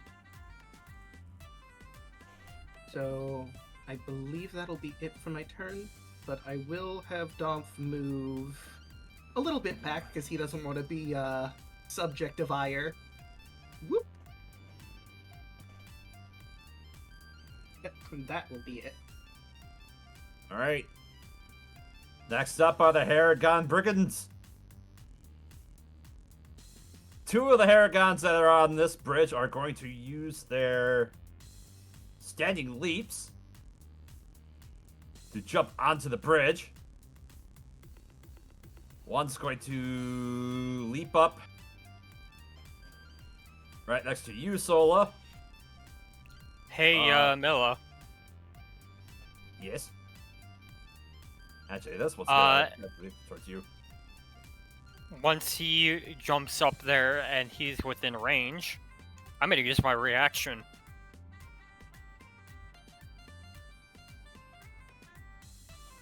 Okay. I'm going to activate Halo of Spores. Aha! It's going to be in that mess of text. Starting at 2nd level, you're surrounded by invisible necrotic spores that are harmless until you unleash them on a creature nearby. When a creature you can see moves into a space within 10 feet of you or starts its turn there, you can use your reaction to deal 1d4 necrotic damage to that creature unless it succeeds on a Constitution saving throw against my spell DC. Rolls a 20, so it does not take the damage. So, this brigand right here is going to take his club and attempt to smack Sola. That's a 23 to hit Yeah. for 6 bludgeoning damage. Okay. Alright. And then this one moves into range, which would trigger your held actions, Dara. And swing. Well, does not hit. Wait, I don't you will have use the advantage 'cause target. raging? Or am I thinking of something else? It's a +2. Oh, I was gonna say, actually, if you want to use, you could use your Bardic Inspiration if you wanted to. Bardic roll that to Inspiration make a and the hit. Wisp Inspiration if you don't hit. Mm-hmm. All right, so a 17 will hit.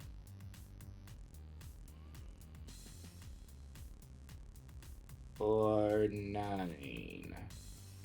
All right, so as the Haregon jumps, you describe how you take down this Haregon as it just basically leaps towards your fist. Cause This leads me towards Warhammer. as it leaps towards Warhammer. As she watches jumps, you just see her spins the hammer as she smashed out on his head, and then looks towards this guy and grins. All right, are you looking down at the skiff? I'm looking at this one. Oh, this one here. He is No, looking the at the leader. Oh, looking at the leader. Okay, I'm sorry. I was just scrolled not far enough. As that happens, this Haregon that was down here, he's going to use his action to shake his friend awake here. Hey, look up, Kylus. We need you. And the other one that's down here is just gonna continue to play his bagpipes. And this other skiff, 2 of them are going to leap off, as one is going to pilot the skiff to move 5, 10, 15, 20. Let's just say, just move him under the causeway here. So that was their action to do that. So that 5, 10, 15, 20.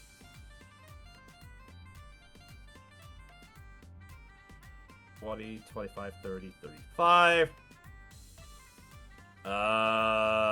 the lookout that's on this boat doesn't have good line of sight, so he can't do anything. And this other Haregon is just going to continue to play his set of bagpipes. And that will do it for the Haregons. So it's now up to Vexa. Let's go rub the brand. Wince a little bit. I don't know who. I can't exactly see you, but I'm not entirely thrilled that you've decided to harm myself nor my newfound subject. I mean, patience. And she'll look over at Sola. Sola, dear, how badly hurt are you?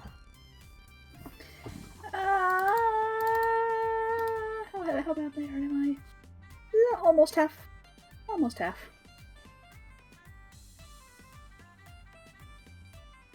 So, you know, she's bloody-ish. She'll extend her hand outward. And go ahead and take 8 healing. Thank you.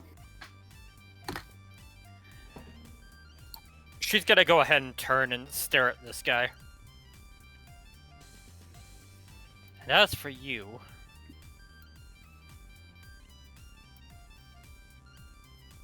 perhaps an example is in order. And, he hasn't been damaged yet, correct? Not yet, no. Excellent. She's going to just quickly look him dead in the eye and just say, "Seems the bell tolls for you." That's gonna be I'm gonna cast Toll the Dead on him, and that's a DC Wisdom save, otherwise he's gonna take 1 necrotic damage. He fails and takes the damage. And, I'm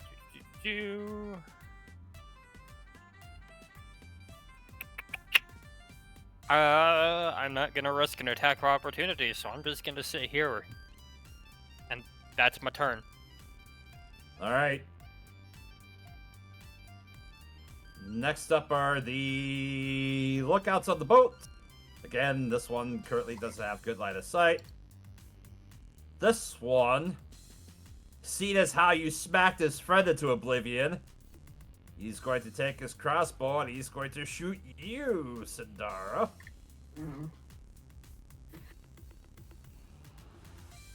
That's natural 20 to hit. Ooh. Yeah, yeah, it hits. For 17 piercing damage. Half of that. I'm raging. Alright. So that would be 8.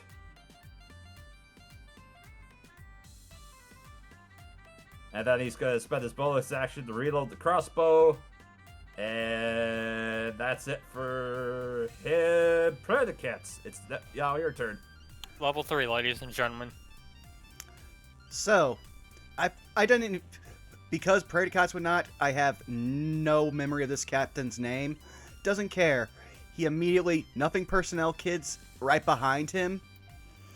And as I do this, just a second here, he's just going to whisper into this guy's ear, "None oppose the Bramble Queen or her court." As thorns erupt from his skin, Hex. And I choose Dexterity for any of his skill checks. Okay. At which point then, we're gonna do just like we did as a friend. I am going to... Actually, no, not gonna waste it because I know that won't work unless somehow I have advantage. Wait a second. Could I put myself here so that way I would have advantage with the homunculus?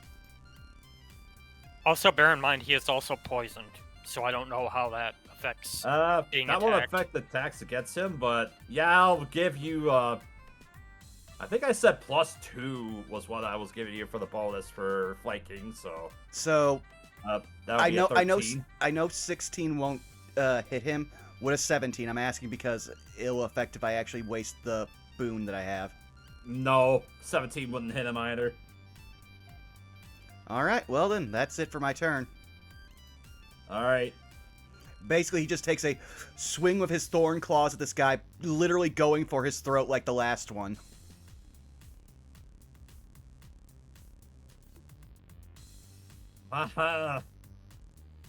Brambles, whatever. I don't really care about your girlfriend or whatever, as he's, going to, at disadvantage, attempt to attack with his, brand against you. That's 10. Just literally head tilts out of the way of the brand. Alright, and then the second... Oh, that's a 22 that hit. Well, then I will use one of my spell slots to use one of my, patron spells to do. Absorb elements. I'm halving the damage, since I know it's fire. Alright. So... Let's see. Yeah, that'll be, 8 fire damage you take after the resistance.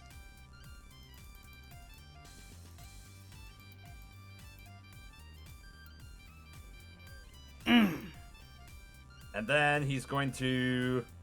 I don't like that whatsoever. But you still can't catch me, as he's going to attempt to run away. I will make my swing at him with... Sadly, I do not have Warcaster, so... Pulling out a sickle, because the only way I can actually hit him. That's a 20. A 20 hits. And, because I can... first the damage for the sickle, which is 2. Right. But I'm going to spend all 4 of my Nature's Might. So that's going to be 4 more D4s he takes. Okay, roll those D4s.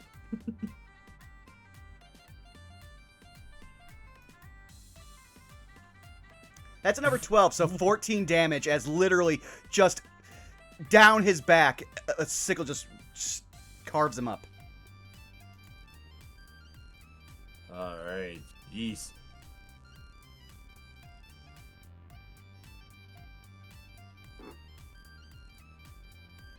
Oh, wait a second, I forgot to add Hex.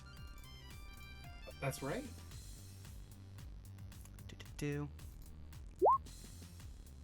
So number 4, okay. so that is 18 damage he took. Yeah, nah, that makes me glad I'm running away from you. And he just, Agnes just kind of looks at you and just kind of gives you a curt nod as he goes to duck away. Let's see, so that was 5, 10, 15, 20, 25. He's actually going to use this. Actually, no, you can't do that, so. Out of curiosity, for the sake, since it's come around to his turn, can me and Sola see him, or is he still invisible to us? He's still invisible to you. But would Rhodey get his attack And you opportunity? You could get an attack of opportunity with disadvantage if you so wish. Fuck it, I'm gonna take it Rhodey anyway. would also get one. Yeah. Yep. Yeah, because... But now with disadvantage. 24. A 24 will hit. 6. Alright. And I'm gonna argue that if I'm attacking him from behind and he's running past me, do I get sneak attack? Well, he is next to one of your allies as he's leaving your space, so you would get sneak attack, yes. So we roll a d6 to get extra damage then.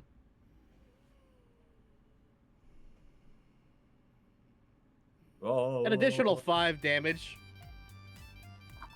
Okay.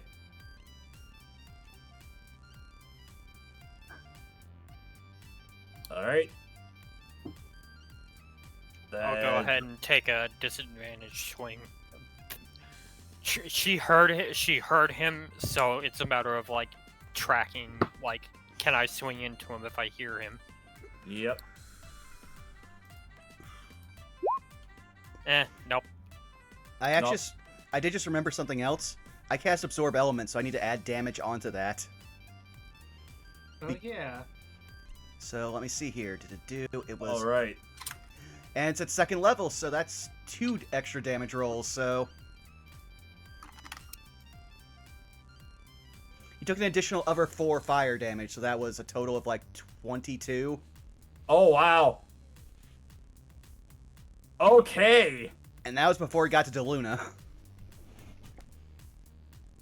So he might be dead. Vexa, as you swing wildly in the air, you manage to feel resistance as your sickle catches, and or your scimitar catches as you hear a thud as you see Egden Longscarf collapse onto the deck of the causeway.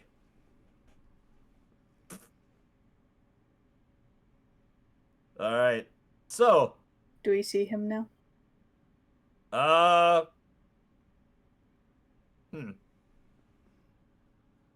It's odd. You two still can't see him, but yeah, everyone else can still see him.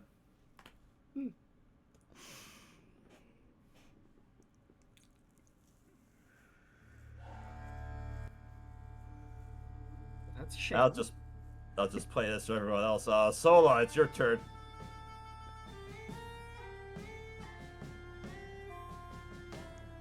Let's see.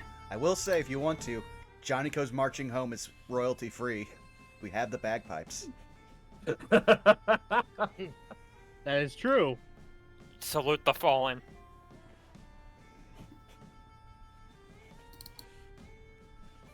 Well, you're next to me, and I don't love it.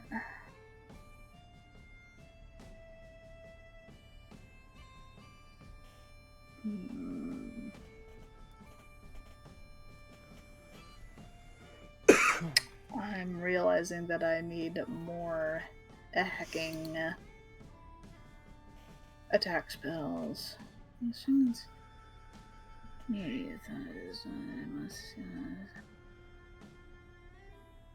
you know what, I'm gonna do a vicious mockery on this guy that is right next to me. Okay. It needs to succeed on a wisdom saving throw. Rolled an 18, so pass it. Yeah, it does. Good boy. Well, I think for the time being, that's all I can do. Well, actually, you know what? And I will give Veska a bardic inspiration.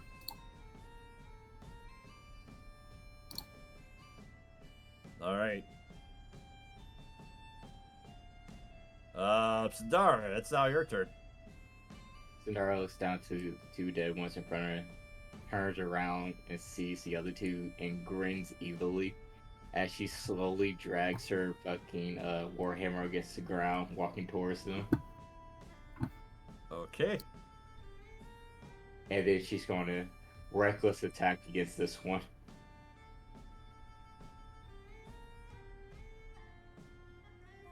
About 22. That'll hit. 7. All right.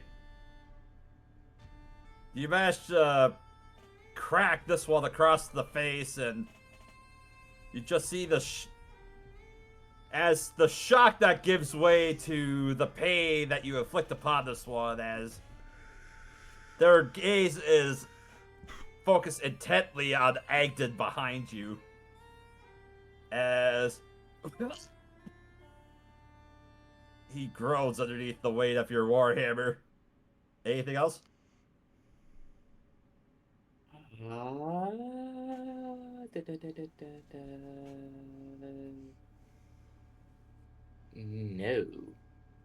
All right, Rudy, it's your turn.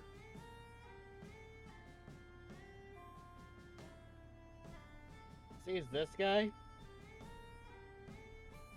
So anyway, I'll stop blasting.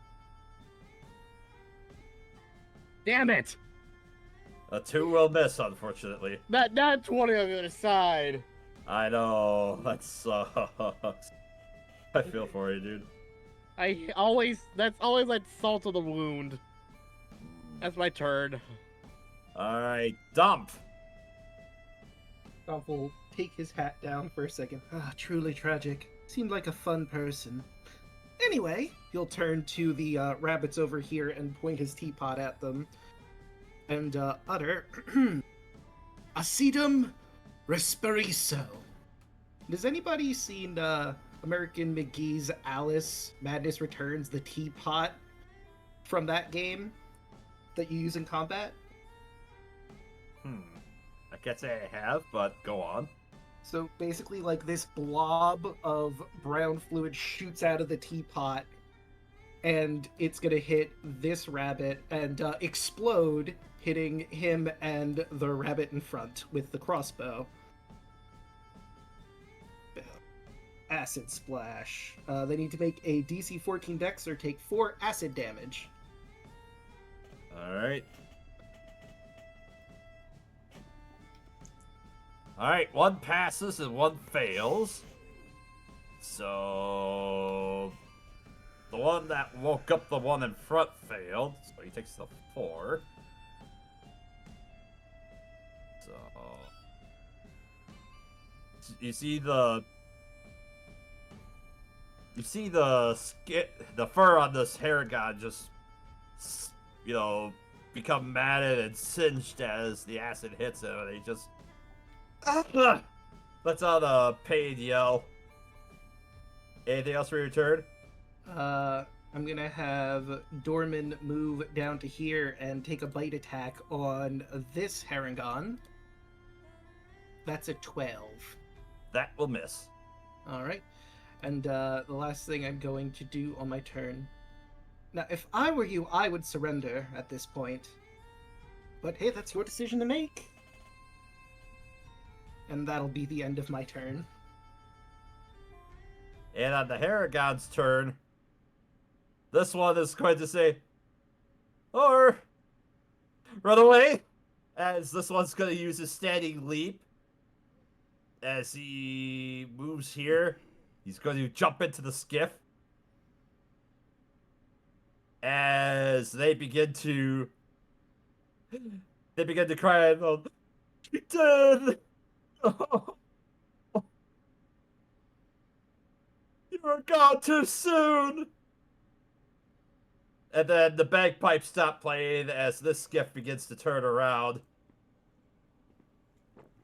And this one begins to row away. As they lament and gnash their teeth the whole time. What about Do the you guys- two in front of Sindara? Oh yeah, they will also... one will run over and leap into that boat there. This one will attempt to leap down here. You do get an attack of opportunity if you wish. Yes. Oof. Natural 1 misses. Do you guys wish to pursue these Haregons? I mean, I still can if they're... He's going to get 1 boat at least. Alright. Let's see. I guess, Vexa?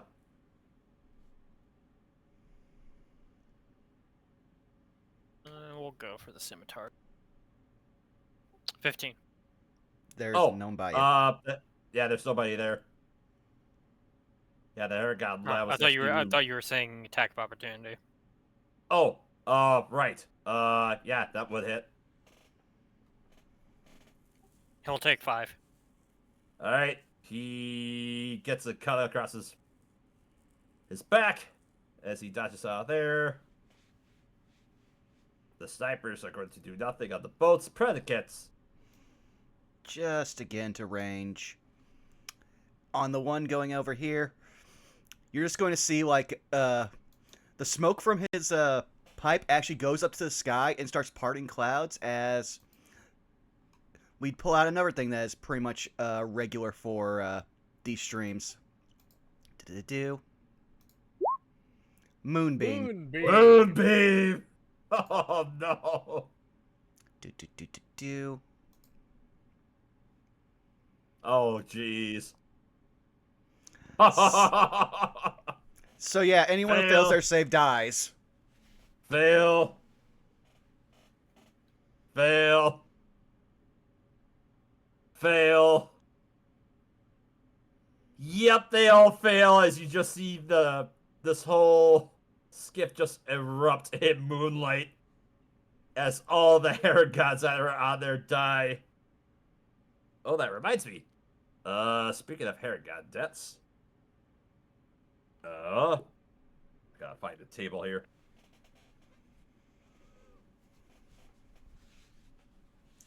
I can't believe that there's a table for it. Yes.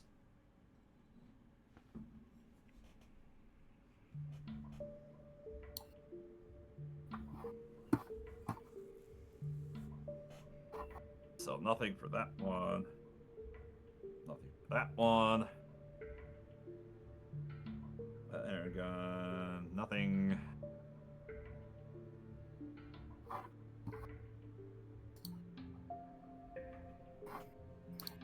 Okay. I'll get to that one in a second. And that one. Oh my god, and that one? The suspense is killing me. I don't know whether to be horrified or excited.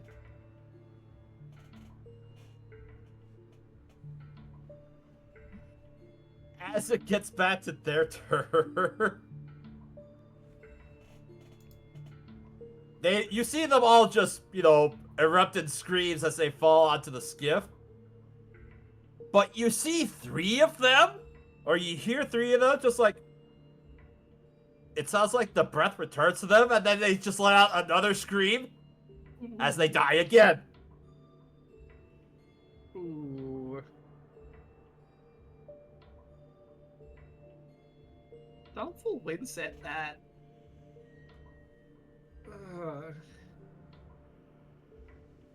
Nobody deserves that. Oh, hey Tart, thanks for the raid. We're here at Rabbit Murder. Yep. Well, it's a good thing Rabbit isn't here to see this. It's true. This boys demand justice. As The worst part is that they're also henchmen, so he's gonna get from both angles. He really is. Alright. So, I assume unless you want to pursue the other skiff, Endaroless. Oh, you want to? Okay.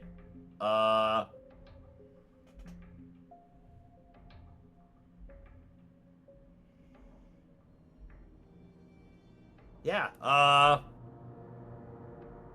you know what? Just for the sake of brevity on this, you do manage to,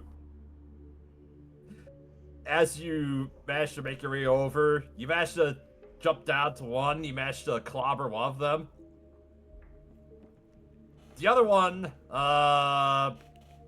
narrowly through the skin of their teeth, drops his bagpipes on the skiff, and the rest of them the other two just jump on and begin to run away. As, yeah.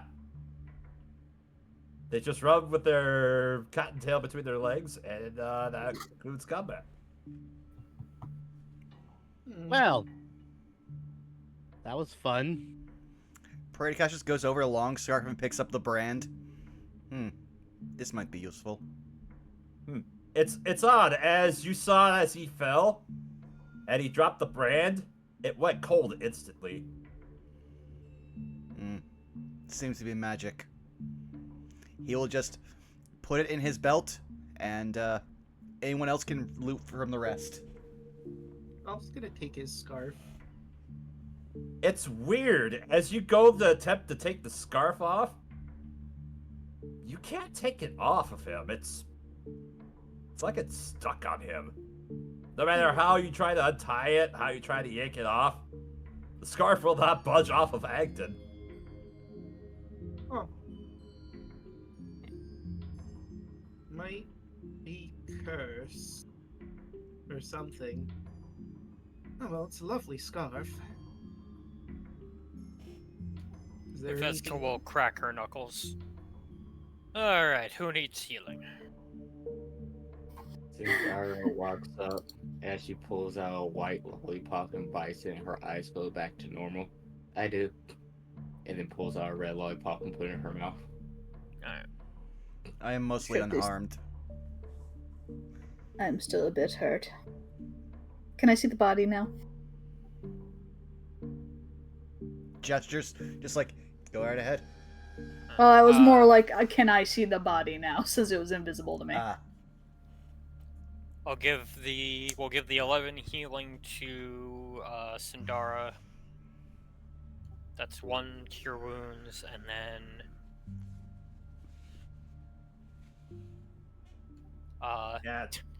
5 healing to Sola. Bad full health. Okay, I'm mostly good now. As long as we don't do anything strenuous, I will heal myself. I would say that.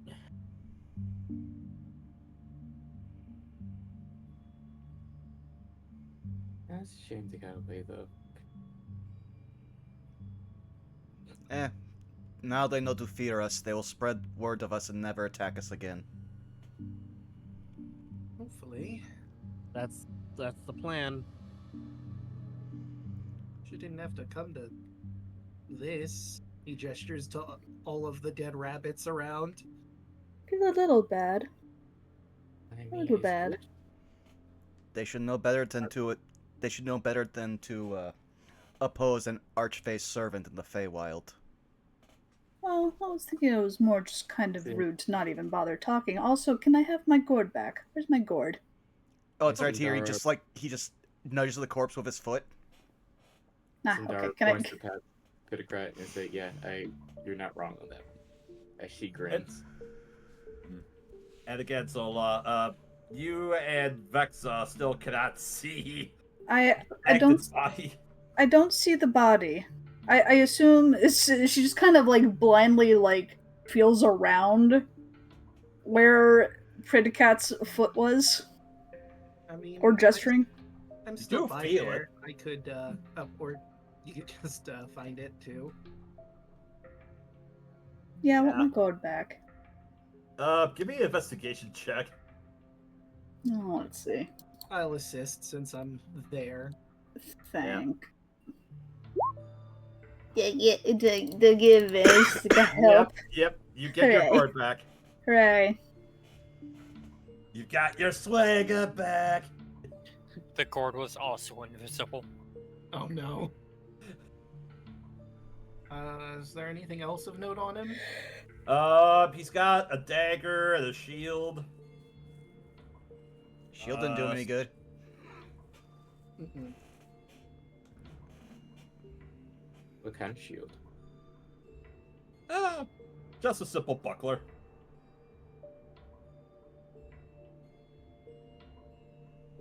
I'm assuming it's metal. Yep, it is. I can't use it.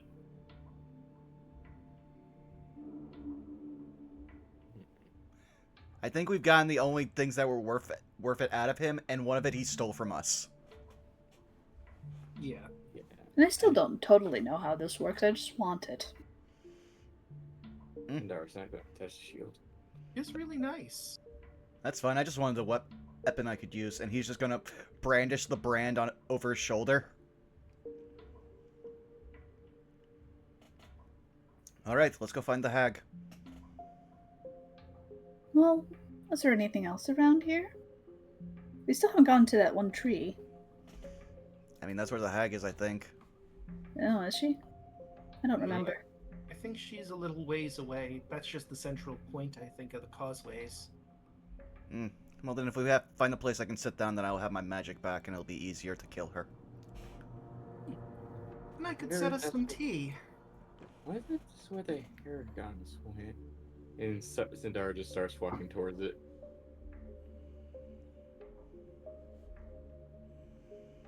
So it sounds like we head towards the stump. Yep. All right. As you make your way to the big stump, yeah, you see that it's again very large stump. As you kind of looking around, it's like 80 feet wide. It's at the highest point, it's about 30 feet tall, and you see there's a series of ladders and stairs that kind of wrap around the exterior of the stump.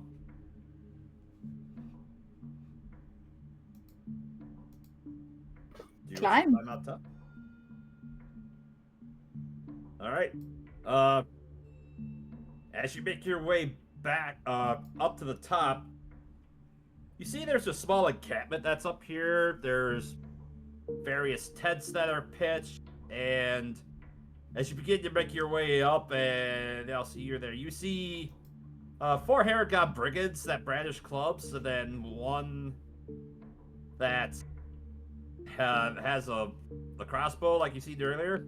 But as soon as they see all of you, they just kind of they think for a moment whether or not to brandish their weapons, but then they just run away and they go to hide in their tents. I still feel a little bad. Centaurus gonna try to follow them. Hold on. They deserve to know at the very least. Agden Longscarf is dead. Do what you will from this point on. We're just moving through. Oh, Agden. If it's Shame about that. You any know, he would comfort- never. I feel sorry about that. I don't. You know, he probably would never admit a thing, but we always thought that he was terrified of old slack-jawed Lorna. Especially when she moves around on a crawling lily pad.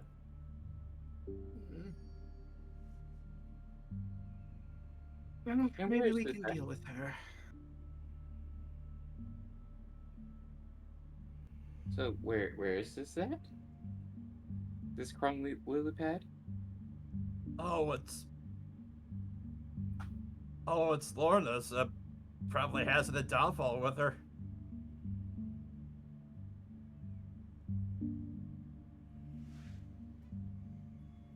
Right? It's a downfall. Well, best take care. Well, downfall is home to the Soggy Court. There's a society of bullywugs that cling to some strange noble customs and rules of etiquette out there. We're saying where is it? Point. And they sheepishly point to this direction. Good. And it's kind of weird as you look around this encampment. You do see there is a carved wooden throne that kind of sits towards the back of the stump. You know, like there's some of the shaving of one of the trees that are set further back. Carved out of that, you see there's like looks like a throne that's carved in there. So are we resting here? I mean, I don't mind per se. Kind of in their space, but It I still mean- feels a little rude. I mean, this is probably too much, and the Haregons that are in there, they're just gonna flee and they're just gonna leave. right then. I still feel a little bad, honestly. We should Same. have let them live. Or at least tried to talk. I mean, they attacked us. It was self-defense, but at the same time, like, That was not self-defense. They attacked us unprovoked. I mean, well, Yes, we're it's- defending ourselves from them, is what I'm saying. it's true, but still, they didn't necessarily seem like too bad of a sword. Just an inconvenience, really. Yeah. I mean, so they hurt my friend, so I hurt them. Well, I'm gonna get us some tea together. While we You rest know what? I'll up. help you out with that. Branson's just gonna sit on the throne, like not even trying to flex or anything. It's the one elevated place to sit down. He's sitting on it. Not Branson, Predacos, different game. All right. Very similar. My other antisocial Russian voice, because it's easy for me to do. And are we doing short or long rest here? I'm fine with either, because Warlock. Yeah. Oh yeah. I really use slots. Also, Predacats, as you're making your way closer to the throne, you do notice that off to the right side, it looks like there is a pile of trinket sets over there as well. Sola, Donf, there's some things over here you might find interesting. He'll just gesture while he just goes and sits on the throne. Oh. I guess we could look through. Trinkets seem to be pretty popular around here, doesn't it? Alright. Give those a look after. So, we should ask though, are we taking a short or long rest? I'm just asking before I roll hit dice. Yeah. I mean, How long has it been since our last rest? We did a lot after we left the tower, so that's up to Milla. Let's see. Walked over the Ptolemy Hill. That took about 3 hours. About an hour's walk before you encountered the end of the road. And then it's probably another 3 hours. So it's been like 9-10 hours. Yeah, I think this is long rest time.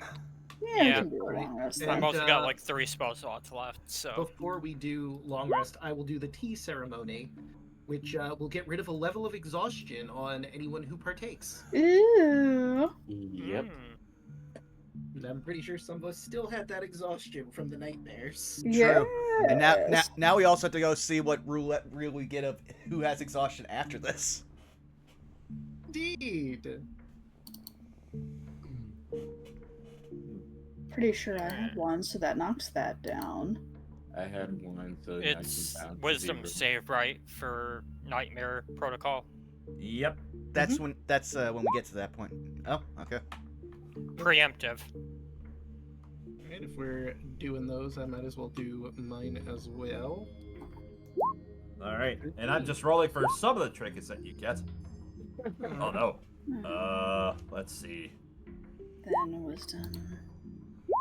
Hey, I'm just happy I'm down to 4 6. nightmares, even if I do get one Oh. now. And I'm Hey, going to I'm use, at, I'm going to use my D4. I'm down to 1 more nightmare. I got my last one down.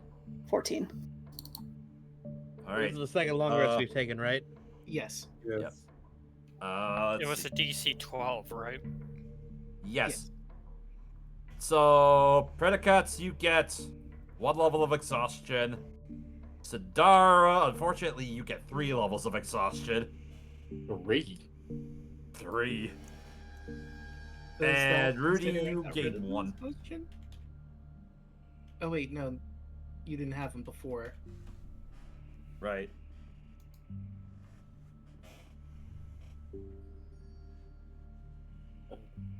Three level exhaustion deal again.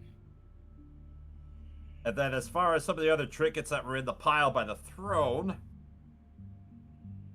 there was a flask of spectral glowworms in it. Ooh. And as if anybody would pick it up. Yep. What kind of emotions are you feeling as you kind of look at this, or as you grab this? Well, if we're talking emotions before picking up, probably guilt, but as she looks at it, I guess, if we're getting specific, curiosity. Okay. All right. As you kind of go to pick it up, it's it's not glowing, but as you go pick it up, the glowworms in it kind of glow a yellow. Huh. Another thing that's in there.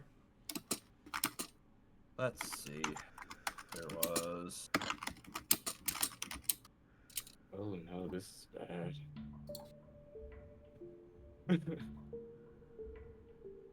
Oh, there's also a child's parasol that's covered in moss and leaves. I'll take the child parasol.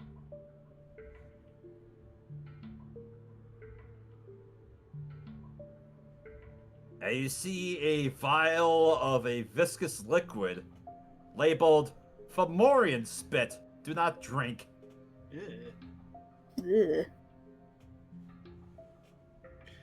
I was gonna look at Solid. Do you want that? Uh, no. I don't But- either. There's a little part of me that still thinks maybe we should take it. I mean, there's been a lot of things to trade for trinkets lately. Then Sindara walks over. What is it? Fomorian spit?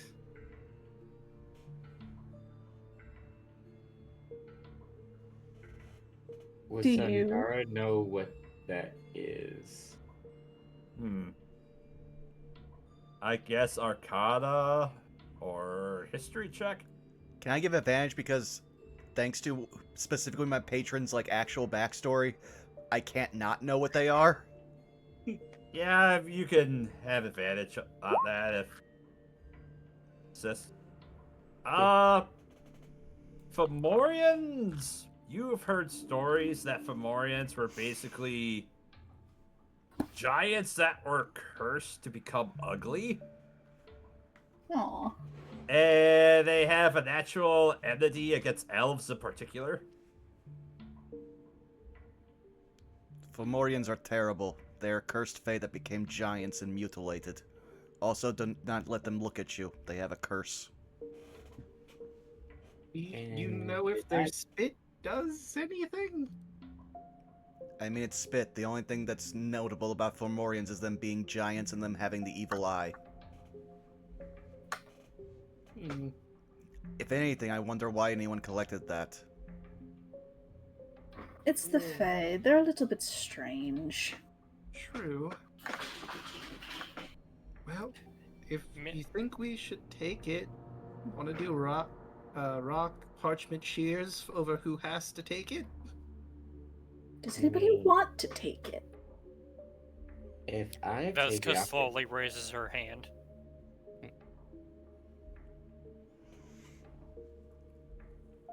Well, Shit. here you go. Don't mean, just toss it to you. I mean, if I take it, I'm gonna just force somebody to drink it. Ugh. Gross. I appreciate that, but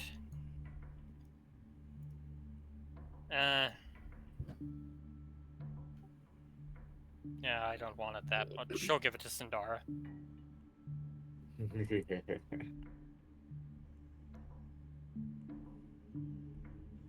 And I have now a question. Since we are doing a long rest, Mila, do I attune to this brand?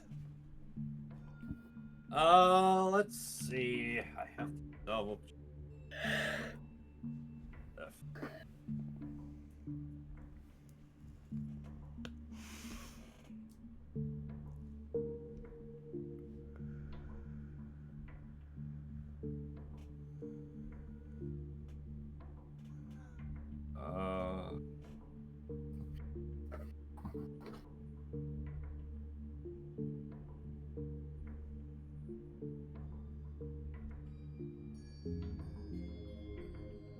Yeah, it's. You try and focus on the brand, and you get the sense that you can't really make this work. It's odd. It's as though the item was specifically made for Agden. Well, before they go to bed, Parade Cats will just be like, "Oh, this is junk," and he'll just throw it onto the pile of trinkets.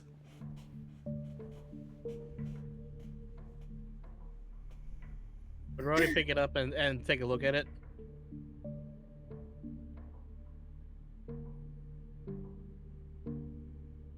Whatever magic was in it died with the Haregon. Fair enough. Between the scarf and that brand, this reeks of hag magic, I feel. Even more reason for us not to feel guilty. Alright, I'm going to go to sleep. Good night.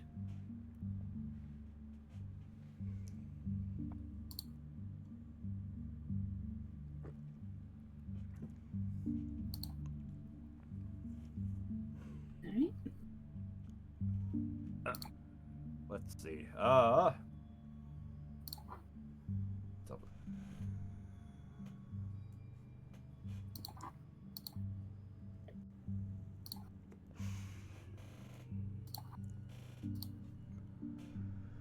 We'll still go ahead and start with Sola. Oh boy.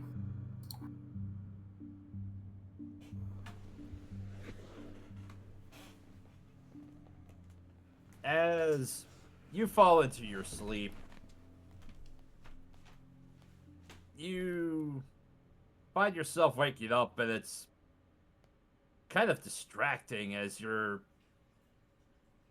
day travel so far and hither has been, mostly like at dawn-ish, but you find that the sun is blazing bright and hot. As you just look all around you, you find yourself on a lone hill. A lone hill with a large willow tree on it.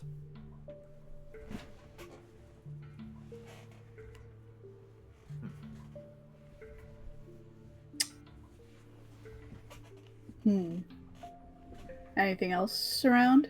Anyone else around? Well, that was certainly interesting. Yeah, that's about what I thought. As you hear the voice coming from right behind you. Turn to look. It's Pellin. Yep.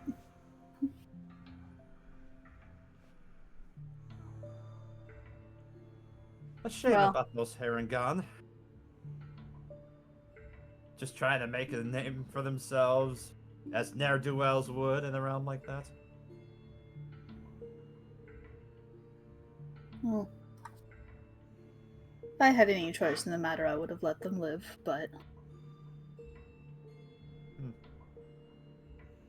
A noble idea, I must admit.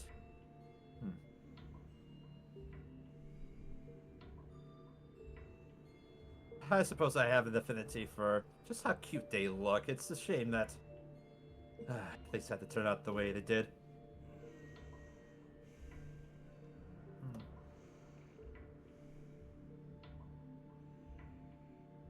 So, any words of wisdom? He thinks about it, strubs his chin for a little bit. He shrugs, and he just thinks about it for a moment. I'm rather curious about the brand that one had. How was it that he was able to use that and you not see him? Well, it is interesting magic, but apparently it died with them. Shame, I guess we'll never know. Well, as much as I'd love to hang out with you, I suppose I'm not in the mood for additional pleasantries, I guess. You can go about your merry way. Sleep well! Oh, gee, thanks. As you come back to for your dream. Stop. Mm-hmm.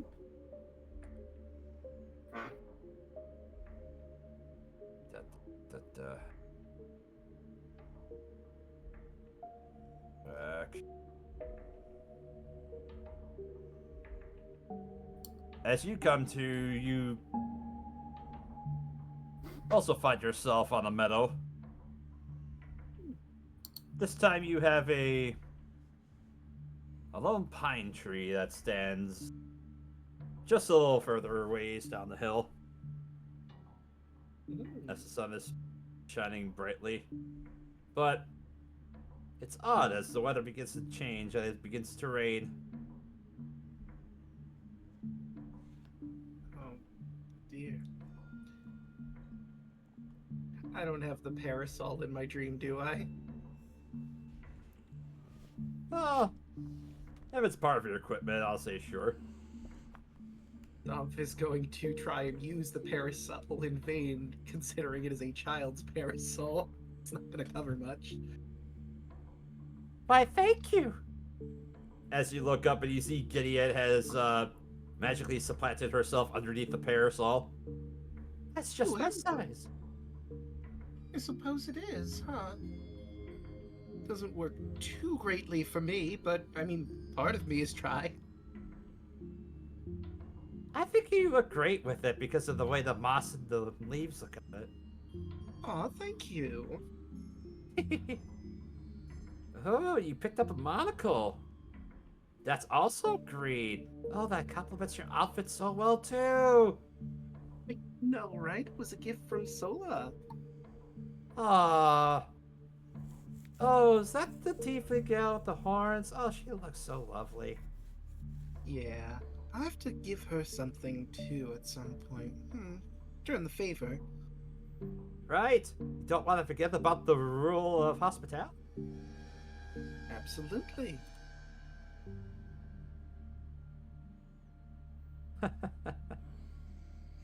Oh, that was quick. And as you look up, the rain begins to die down as you see a rainbow dive off in the distance.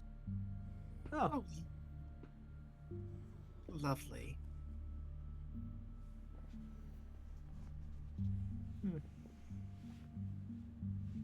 so wet. A shame. A shame. A shame. A shame. A shame. As you wake up from your dream. Huh, what? Shame.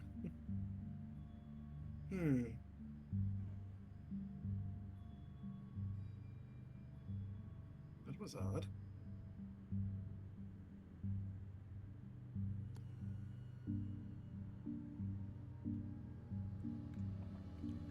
Does that mean everyone else wakes up?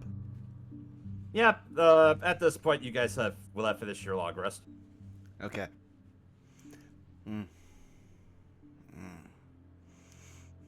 Paradicus is feeling that one level of exhaustion. Brody would have gotten his nightmare too, right? I don't think these are tied to nightmares. I think they're just tied to those two sleeping. Yeah. Specifically with their backgrounds. You know, with the Fey visitors. Sindara will slowly just sit up, groaning, bags on her eyes. And just slowly she just starts moving. Yeah, it's... Your night in particular was rough, Sindara. Despite your best efforts, you're only able to move about half as well as you normally do. Oof, you look terrible. Yeah. Wish I could help you with some tea, but I don't think I can do the ritual properly until next time we take a moment. She just like slowly nods. I suppose I could still give you a cup of tea. It just won't be magically enhanced. If you'd Caffeine like. is a good thing. Tom will pour some teacups for those waking up with exhaustion and hand them off. Okay, so just double check. Brody didn't get exhaustion, but he's just waking up still, right? Mm-hmm.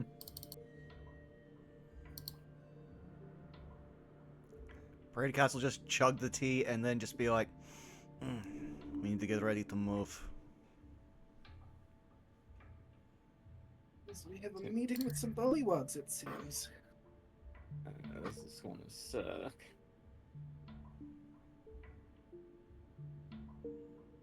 As long as we're polite, I believe they're bound to the rule of hospitality. And, do we still have that poker? Yeah, Predicates, you still have that branding iron. Nope, he threw it on the pile of things. He'll just thumb over his shoulder. It's with the with the rest of the junk. You know what? I'm just gonna hold on to it. Just in case. Just in case. You know, a bag of holding would probably be really good for us. Mm-hmm. What is that? Think of a backpack that could hold a lot more than the size of the backpack would say it can. Mm. It's Magic, very okay. useful and it's magical, yes, but it's extremely useful.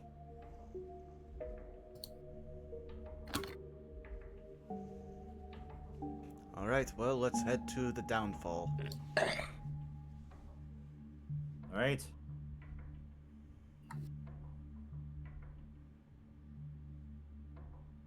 Da, da, da, da, da. You know, I've been thinking, like, I feel a little bad about these rabbit people. Maybe we should like not be quite so quick to kill people. I agree. I mean, in that instance, we kind of had to defend ourselves, obviously. Well, it's true, but like, if we can, like, you know, maybe just smack people around a little lighter. You know, I did just figure out a spell that can calm emotions. Maybe I should have opened with that. Yeah. My mom told me not if somebody hits me first, hit them back or kill them. I was literally brought back from the dead with the intention of killing anything that walked within a certain area. It would be a tough sell, I feel. I suppose we can certainly try.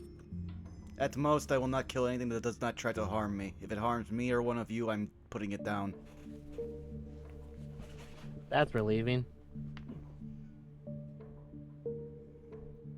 As you begin to disembark from the causeways at this point, you see a group of forms rise up from the mud as the water at this point is low.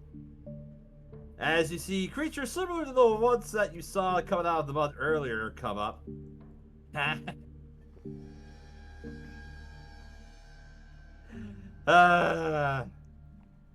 Guess our questioner will beat you up. What's our favorite food? I think I remember this from last time. Brady Cuts just go, mud pies.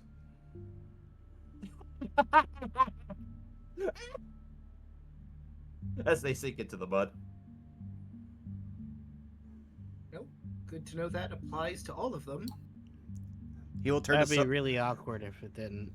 He will turn to Solo and just be like, see? Peaceful.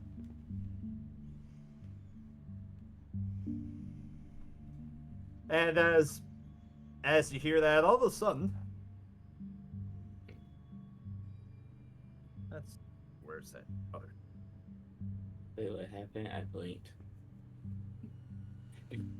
Oh, more of those mud creatures. Asked what their favorite food was. Predicats. You feel something hit the top of your head. Hmm? Something small. Did I feel it fall off, or is it on the top of my head? It's on the top of your head and your hair. He just reaches up and grabs it. It's weird. You find a golden acorn. Well, this will be useful. He puts it in his pocket. Okay. Alright. Sorry, I'm now picturing a squirrel in a suit and drop the acorn. Above game, I very much needed an acorn very similar to this, so I'm just being like, you know what? I'm not going to look a gift horse in the mouth. Fair enough. Alright. So, after you make some other headway, hoping I got the right here.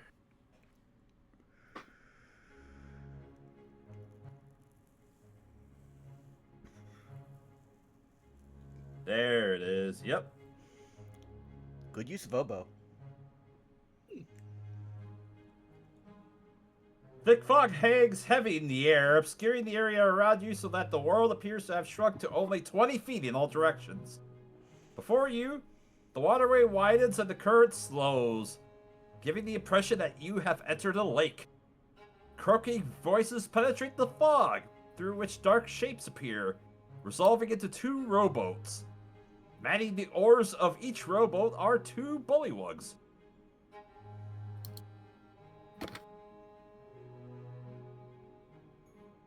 Oh, we get a map.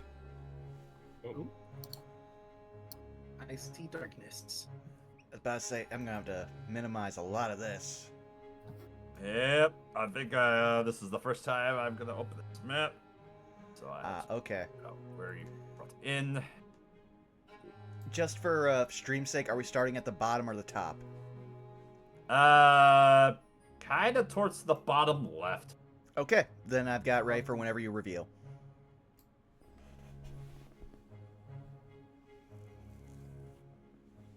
Let's see. Reveal.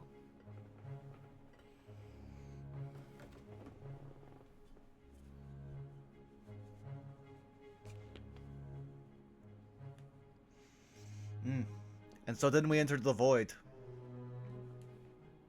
Wait a minute. Mist? Oh god, are we finally getting dropped into Barovia? I mean, it could be worse. You could be dropped into Kartakis. That's where we are now. Hmm. Jaco, you're getting ahead of yourself. That's your campaign. Yeah, you're right. Meanwhile, we're discovering, oh wow, Barovia, but with werewolves is much worse. I mean, the thing is, Barovia does have werewolves. Maybe yours just has more. Let me put it this way. We are level 4, and we just fought a huge werewolf with legendary actions. Oh god. Yeah! That's terrifying. And we were down a party member because they weren't able to make the session. We somehow survived. Good on you. Jeez. It helps that we investigated the one house in the entire, like, a ghost town that had, silvered weapons. Oof. I'm sorry, guys. This is the first time I had a chance to run with the new hunting stuff, and when I go to reveal it, it's not revealing it. Huh. It's not Are fog you of using ward, is it? dynamic? Are you using dynamic lighting on this, or?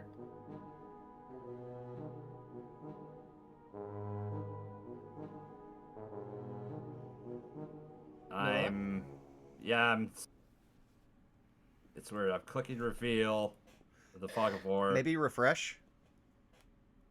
Yeah, let me see if I can do that, maybe. Because, like, if you're using dynamic lighting with it, it might be an issue of our tokens don't have vision set up. Maybe. And in that case, you have to go into each of our tokens and give us vision and/or dark vision, depending on who has it. Okay. Does anyone not have dark vision? Rhodey doesn't have dark vision. Well, welcome to the darkness. Everyone else is super special. Yep. I've got... Normally I don't have dark vision, but I have a hex that gives me dark vision. Like, look, he is a bird. He doesn't need dark vision because he usually doesn't sleep in the or stay awake in the dark. He doesn't fly at night. Although you would think that thinking about it, I should have tried to get or argue that he would have it because of the fact that he's a rogue, but at the same time, I think more that because you're a warlock, because you can get the only vision that can actually see in magical darkness. yeah. True. But then again, you couldn't because with Oh, here, multi-classing, right. you can't get those invocations yet. Mhm. I just realized my passive perception actually is higher than I thought it was, because this hex gives me a +2 to passive perception. Good to know for later.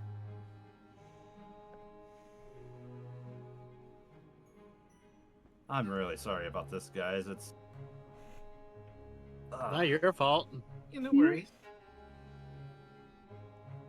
more. This. Real-time technical solutions.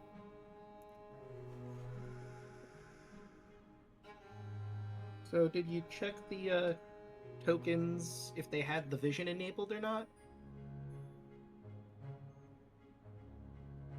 I mean, if push comes to shove, it is almost the end Yeah. of the Yeah. Yeah, night. like it is actually a perfect time to wrap, honestly.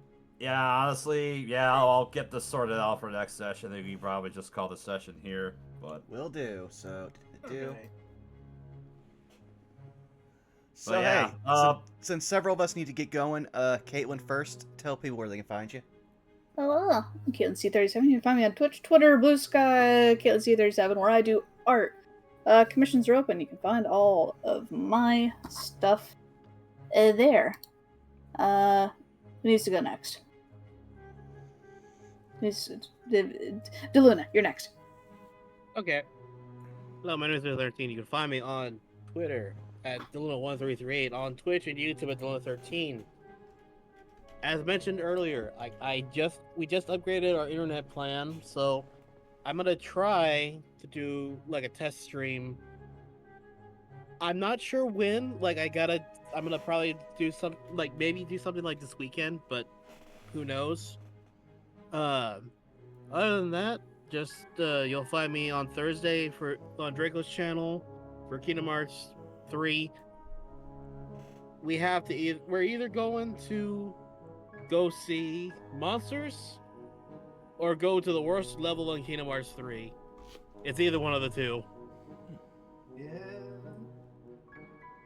But we will find out what we're gonna do on Thursday, so watch out for that.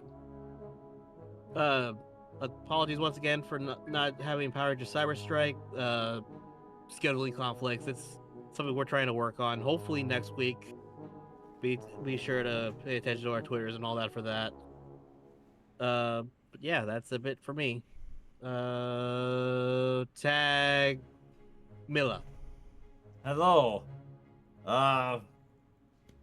When you can't find me here, DM it for this lovely group of guests. You can find me over on Bernie Bird's site at Million Ninja Nerd. You can also find me occasionally on Blue Sky and Twitch at Million Ninja.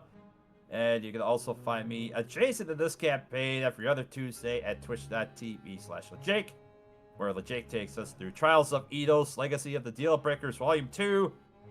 The party is currently en route to ford one of the forks of the river, where supposedly a naiad's source of water has been poisoned by cold iron. And also the elementals have been driven into a frenzy. So what will the party encounter as they make their way out there to try and solve this issue, which also may be the reason why the drought has been in the area? Tune in next week and find out. But that's it for me. Hoshi, your next go. Hello, I'm Roy Hoshi. You can find me on Twitter, Twitch, and Blue Sky as Royal Hoshi. You can also find me here every other week on Tuesdays playing Sindara, and you can also find me on Fridays on Draco's channel playing Tarla and Luna as we're trying to get through being betrayed again. Hopefully not being betrayed again. Killing Tarask and doing other stuff. Hey, Checo. Hi, you can find me on Twitch, Twitter, YouTube, Blue Sky, and Ko-Fi, Chocolate Zombie 101. Find me here every other Tuesdays on this campaign playing Vestia. You can find me over earlier on Tuesdays, schedules pending, twitch.tv/switchperson for Power Ranger Cyberstrike. Also coming soon on Fridays, you find me on Draco's upcoming Curse of Strahd campaign. Whoever else hasn't gone, go. I haven't gone yet. Hello. You can find me on Twitter, Blue Sky, YouTube, and Twitch as Draco Magnius at DMagnius on Twitter. I stream Monday, Tuesday, Wednesday, Thursday, and Fridays. Monday, we're getting into Dragon Quest Treasures. Should be a lot of fun. Haven't played it before, so it's completely blind. Tuesday, since we won't be here next week, we will be doing party games over at my channel or Baldur's Gate. We'll have to decide. Wednesday, I'm doing more Wind Waker, where we're going through the sea where I haven't explored to find all the treasure that I have missed. Oh, and I guess the Triforce pieces, those are kind of important. Thursday, you can catch me and Deluna, like you said, playing Kingdom Hearts 3, where we're probably going to Monstropolis. Ariadel can wait. Yeah, we don't have to go there. Yeah. We do, but we don't. Not yet, anyway. Surely it can wait. Nothing's going on in Ariandel. No, sir. And last but not least, you can find me on Fridays with Royal Hoshi, Broadenrod, Onyx Locket, yelling at me, and Lost Knights as they go through Odyssey of Rhapsody of Fire, where they have just taken down the Tarask. They've got one more Nether Titan to go, and some gods that have gotten in their way. Will they survive the remaining threats, and what will happen after they solve those? You'll just have to tune in to find out, but that does it for me. I believe all that leaves is Vaughn. Yeah, hi, I'm going to set the raid right now because there's not much more to chill for me. You've already found me here at twitch.tv/BurnoutVaughn. You can find me on Twitch, Twitter, YouTube, and Blue Sky at BurnoutVaughn, and on Patreon at Burnout's Bar. The only thing we've got going for this week is our bi-weekly Strixhaven game, Saved by the Spell, which, yeah, we will see what happens because not even our DM expected us to do what we did, so that'll be fun. But we're going to raid since we were talking about our adventures in the Domains of Dread, our good friend Xanalis Grimm, who's also in that game. So I think it's pretty easy that we all want to have our raid message be Rabbit Season. Oh, Yeah. Quote of the week, too. Oh, thank you for reminding me. Oh yeah, that goes to Sola for maybe we shouldn't be so quick to kill people. We should be Uh, quicker. Look, we don't all want to be murder hobos. All right, well, we will see you all again in 2 weeks' time. We love you. Bye-bye. Good night, everybody. Bye. Bye.